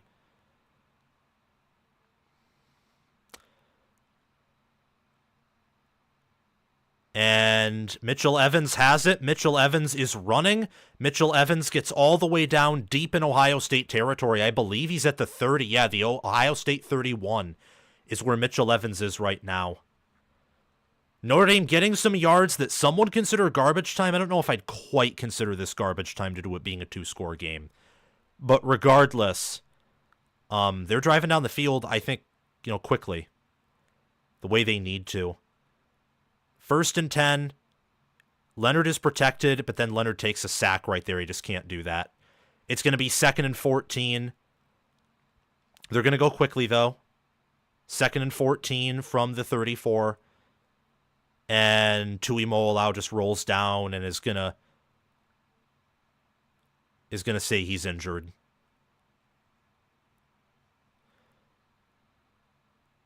That Tuimoloau was held there, and he still got the sack. Good for him on Charles Jagasaw. It's going to be 2nd and 12 at the Ohio State 33.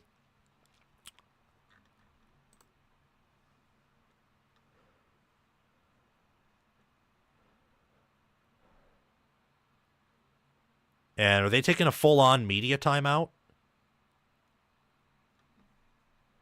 Yup, they are.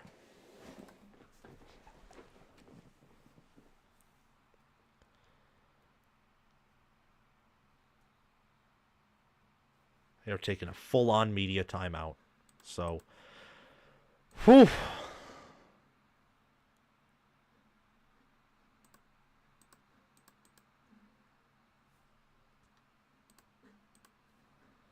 Okay, why isn't this working?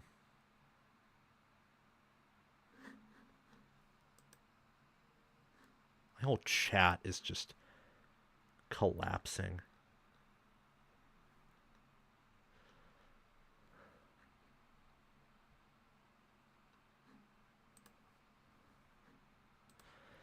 Oh.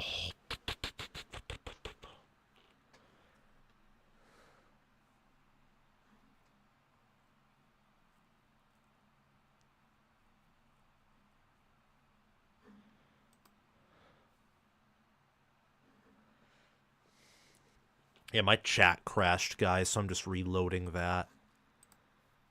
It happens. My computer, I don't think, has the memory to support the amount of, like, tabs that I typically, like to run.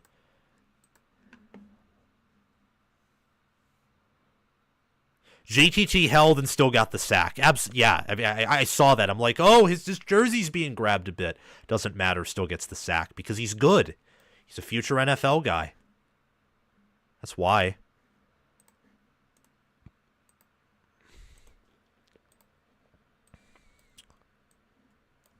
Okay, we got another super chat in here. Let's see what happens. Wolvergeek, $2. This game is making me violently ill. Yeah. Well, you know what?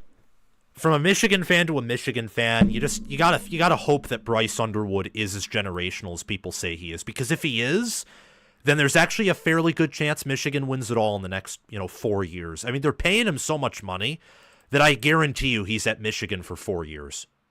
I guarantee you. Unless he's so good that he's like a guaranteed, like, top 10 pick by the time that he's been at Michigan for 3 years that he then leaves. Assuming, of course, he doesn't transfer because you never know. But they did take the injury timeout, which may have been beneficial to Ohio State, but also was probably a bit beneficial to Notre Dame too, because it saved him some time, basically gave him a timeout to, plan things around. But, okay, here we are. It is 2nd and 12. They are going to start the clock right now. No, they don't even start the clock.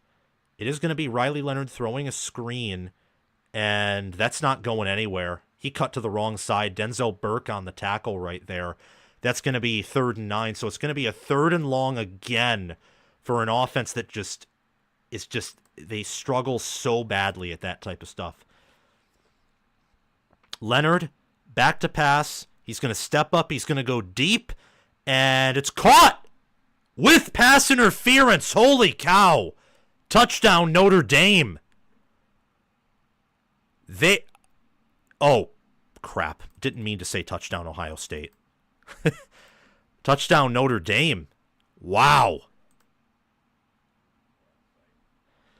Now, here's the dirty secret. If they get the 2-point conversion, well, I mean, it's not garbage time. If they get the 2-point conversion, they're going to need a miracle. But the PI, I think, is going to put the ball, at the 3? Wow, what a throw by Leonard right there. 2-point attempt. That was a really good throw by Leonard. And a really great catch by Jaden Greathouse. Whew, let's see what happens on the 2-point conversion, ladies and gentlemen. All Ohio State needs is a stop, and the game is basically over. Sawyer nearly gets it, and they get it. They ran the Philly special and got the 2-point conversion.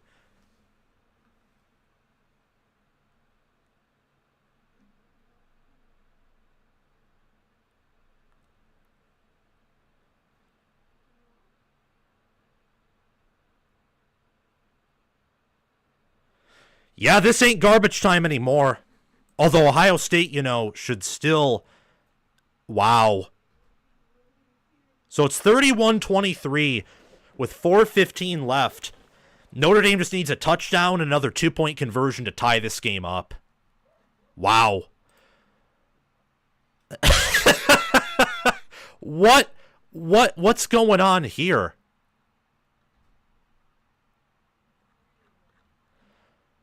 Chris Lane says no, game is over. I mean, the game isn't over, but I'm in kind of the lane with Chris, no pun intended, that Ohio State can probably just turn on the on button and pull away. But we'll have to see. That was crazy. I mean, the question is, where did this come from?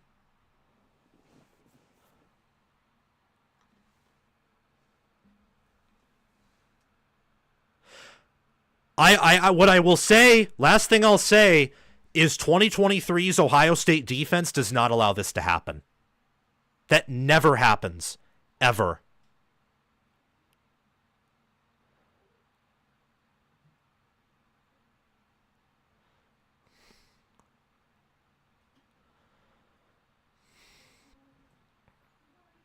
All right, 1st and 10 for Ohio State. They're at their own 23 with 4:10 left in the quarter.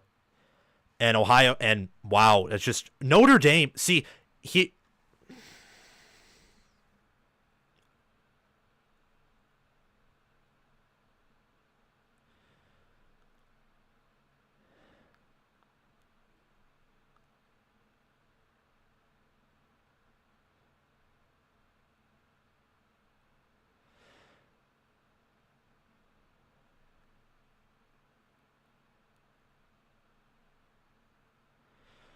well, it's 31-23. It's a game again. Doesn't mean Notre Dame is going to win, but it's a game now. 1st and 10 for Ohio State's 31-23. They are going to run it with Judkins. Judkins picks up a gain of like maybe 4-5 yards. So it'll be second and 7 from the Ohio State 27.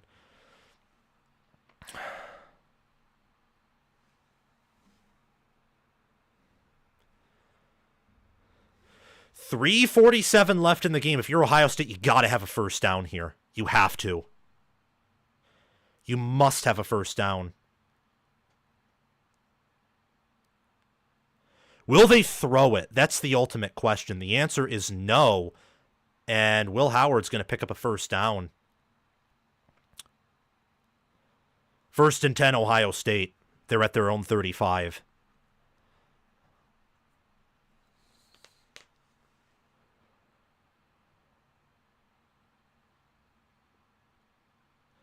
And did someone call a timeout? Did Notre Dame call a timeout, or what's going on? What happened? Or is there an injury? There might be an injury. Yeah, what's going on? Everyone's out in the middle of the field. Oh, yeah, it looks like there's an injury. No, I don't know what's going on. Maybe there was an injury. Or maybe they're talking about something.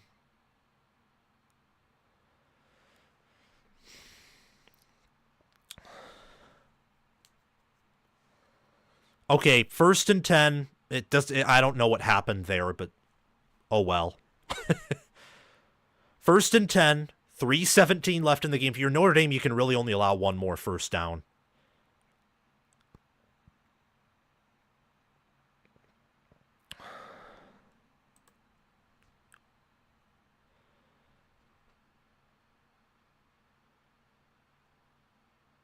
And if you want to allow that first down, you should allow it right here. They're going to run to the left with Howard, aren't they? They run Howard, and I think Howard's tackled maybe for a 1-yard loss. That was by Adon Schuler. So it's going to be 2nd and 10 or 2nd and 11 from the Ohio State 34-35.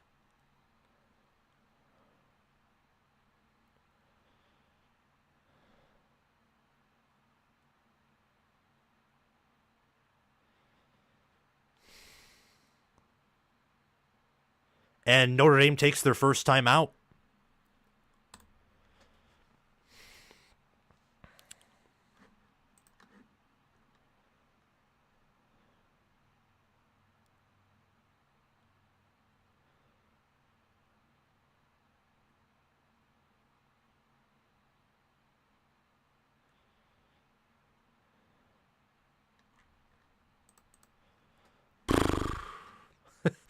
I'm nervous. I'm nervous.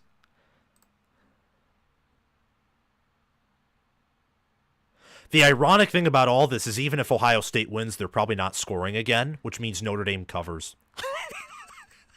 So I bet you there are some people who landed on the Ohio State side of the cover who are very, very mad that Notre Dame just like had to snake their way back.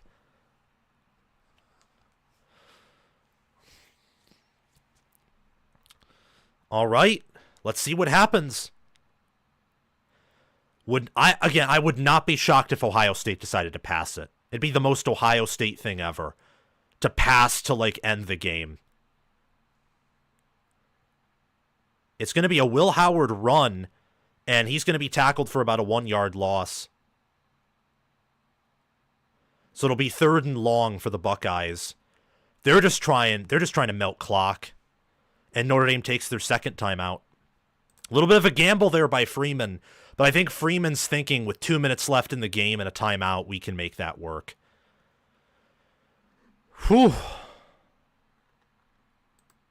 3rd and 11 with 2:45 left. Notre Dame's only averaged 2 yards per carry with 53 yards. The difference here is Riley Leonard's averaged 8.3 yards per attempt with 2 touchdowns, which is pretty crazy.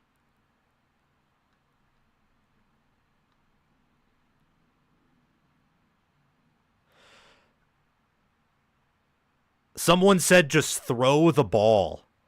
Ryan, why are we running QB runs? Guys, don't worry. Look, for Notre Dame to score quickly and get a 2-point conversion is just so unlikely. The odds of that happening are just so small. The odds of Ohio State picking up this 3rd and 11 are probably greater than those odds. They are going to pass. And Jeremiah Smith has it. Game over. They passed. Told you. They passed. And that's game right there. They trusted him man-to-man, and he got beat. And that's game. It's going to be 1st and goal for Ohio State. That's game over. Game over. Wow.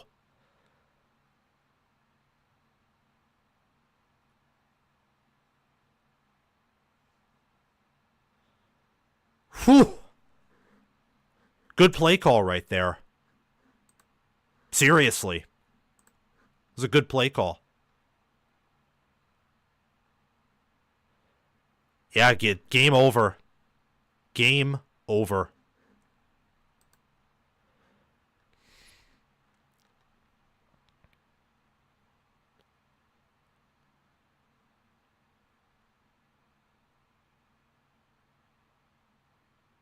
Whew. Wow.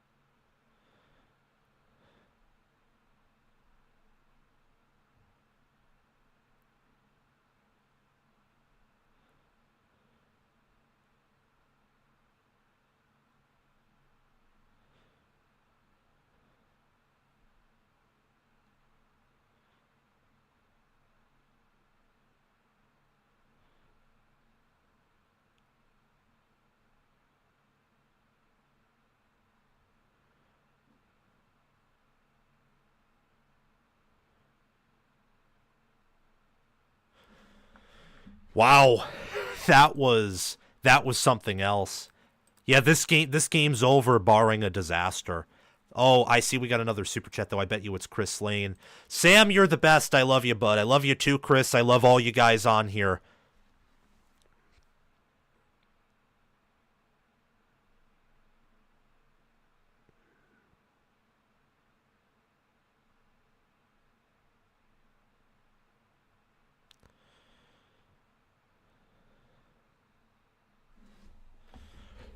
Whew.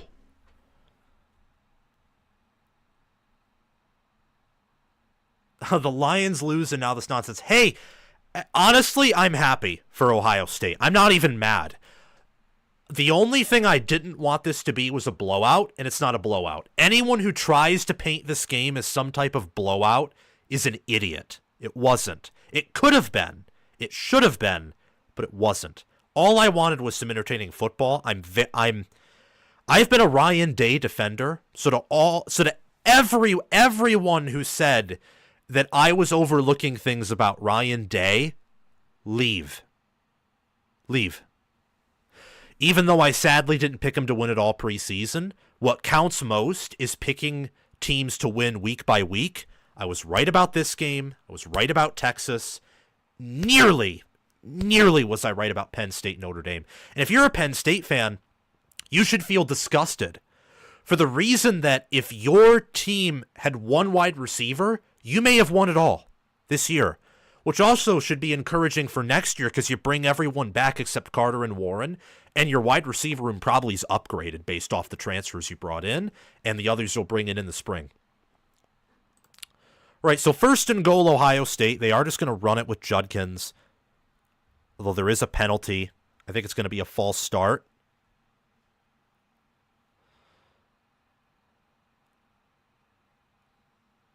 Yup, false start. It's going to move them back about 5. Doesn't matter, though.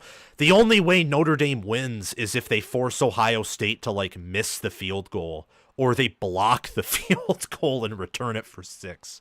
That's the only way. The encouraging thing, if you're Notre Dame, is that I think you found that Jaden Greathouse is a great wide receiver, at least in terms of potential. I mean, he's a sophomore. He's a young guy. So you can develop him. Judkins is going to run for a gain of about 1. And from there, I think Notre Dame's just going to let the clock run. Their goal is to have about 40 seconds left, hopefully for them to make Jaden Fielding miss the field goal.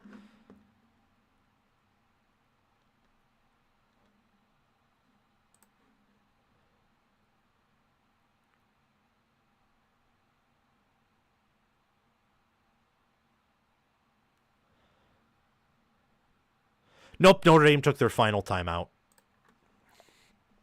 So 1:56 left. What's going to happen is Notre Dame will get the ball back with 30, 40 seconds. Who knows if the field goal is made or if it isn't. Probably will be made.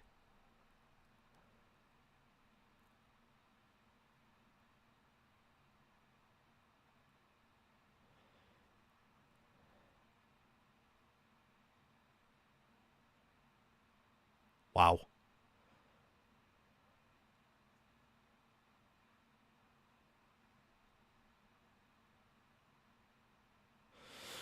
Second and goal from the 14. If you're Ohio State, don't even try to throw it. You're giving Notre Dame time by doing so. Just run the ball. They're just going to QB sneak it with Howard, get about a gain of 2. Yeah, Notre Dame will have it with 25 seconds left. It's basically game over, but you never know. Maybe Jaden Fielding shanks the field goal, or maybe Notre Dame blocks it. So, I'm 99% sure that the game's over. But who knows?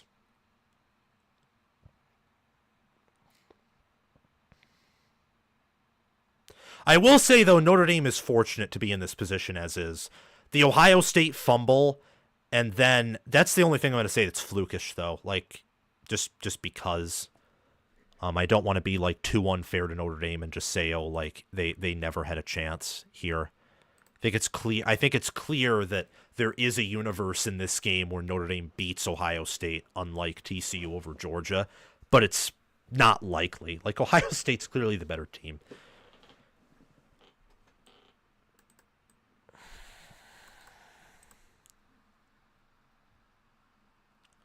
Third and goal, Ohio State calls a timeout.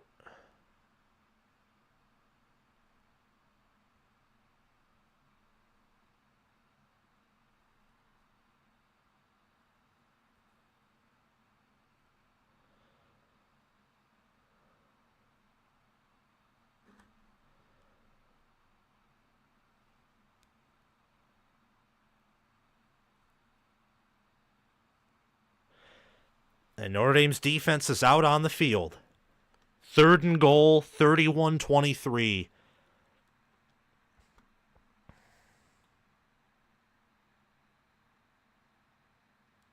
$1:13 left in the game to crown the national championship. If you were Ohio State and you pass here, just run. That's it. Run the ball. Do not do anything else. And Will Howard is tackled for a slight loss. At this point, the clock's going to drain. Notre Dame will have like 20 seconds left after the field goal try. Are they going to keep the offense out on the field? No, they're going to run it all the way down, take a timeout, is what it is.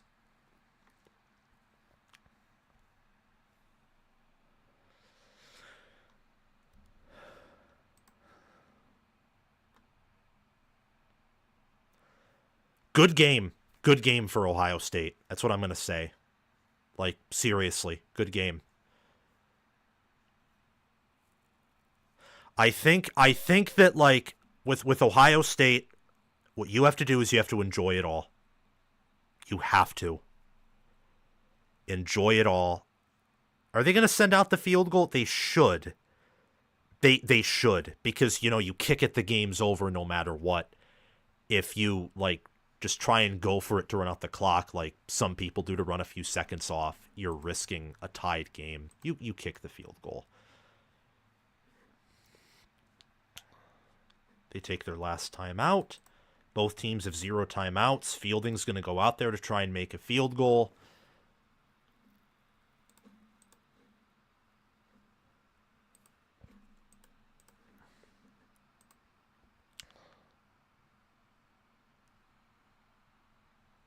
The only takeaway I really had in the fourth quarter is that Ohio State's corners are like a major liability. And I don't know, like how that gets fixed. So they're going to send out Fielding to kick what would be the field goal that determines whether the game's over or whether Notre Dame has a sliver of a chance. 33-yard attempt for Fielding. And it's good. 34-23. And Ohio State's going to win the national championship.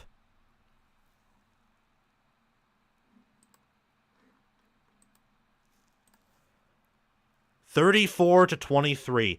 And what would you know?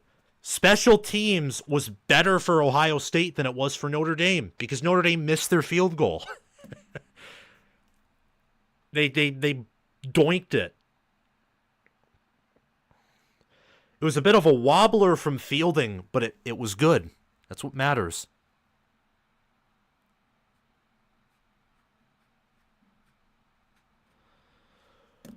Whew. Welp. That's it. And Marcus Freeman takes that one with some pain. But you know what? It is what it is at the end of the day. That's what's going on.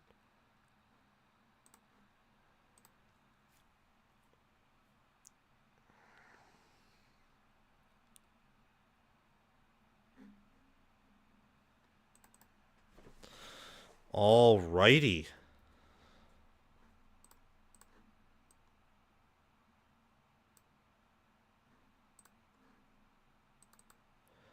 Notre Dame just lets it bounce out of the end zone for a touchback. And this game is about to be over.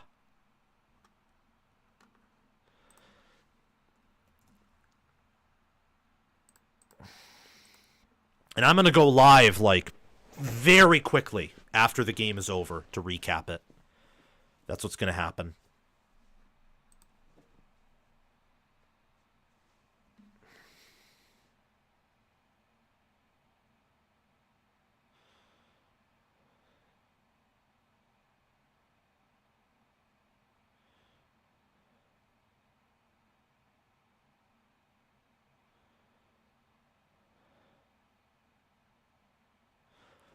Oh, and that's going to be like the final play, I believe. Yes, it is. Yes, it is. Ryan Day throws the headset, and Ohio State's done it.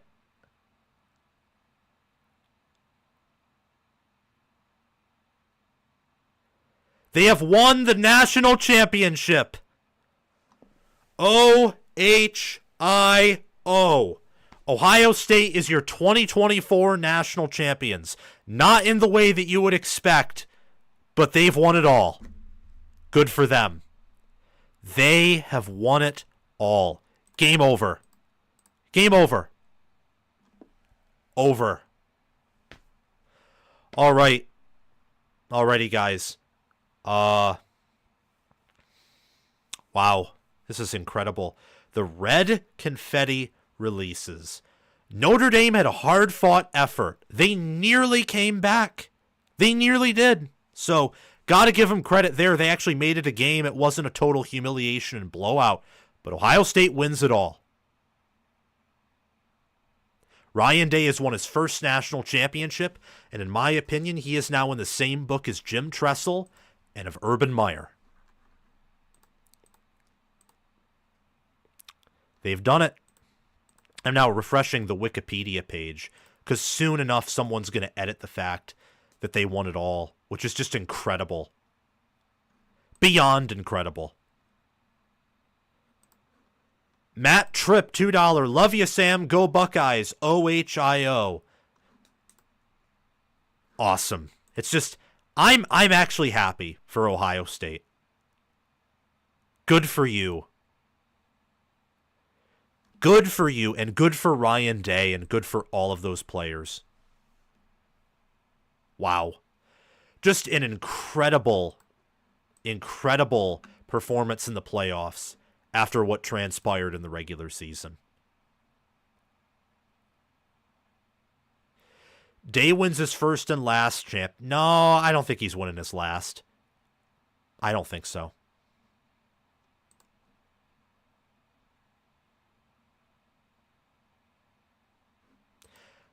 Happy for you, Hawk City. Yeah, your team won it all. Buckeyes won it all, man. They're champions. They are national champions.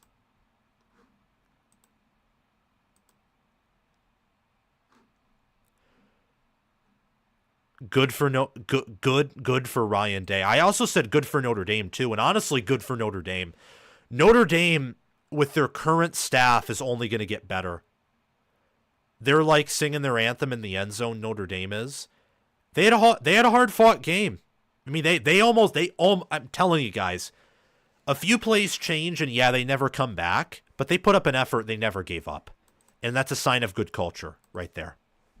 So, OHIO, we're going to be live in like, I'd say a half hour, maybe a little bit less, to recap this game. Thank you guys so much. Make sure to like and subscribe if you haven't already.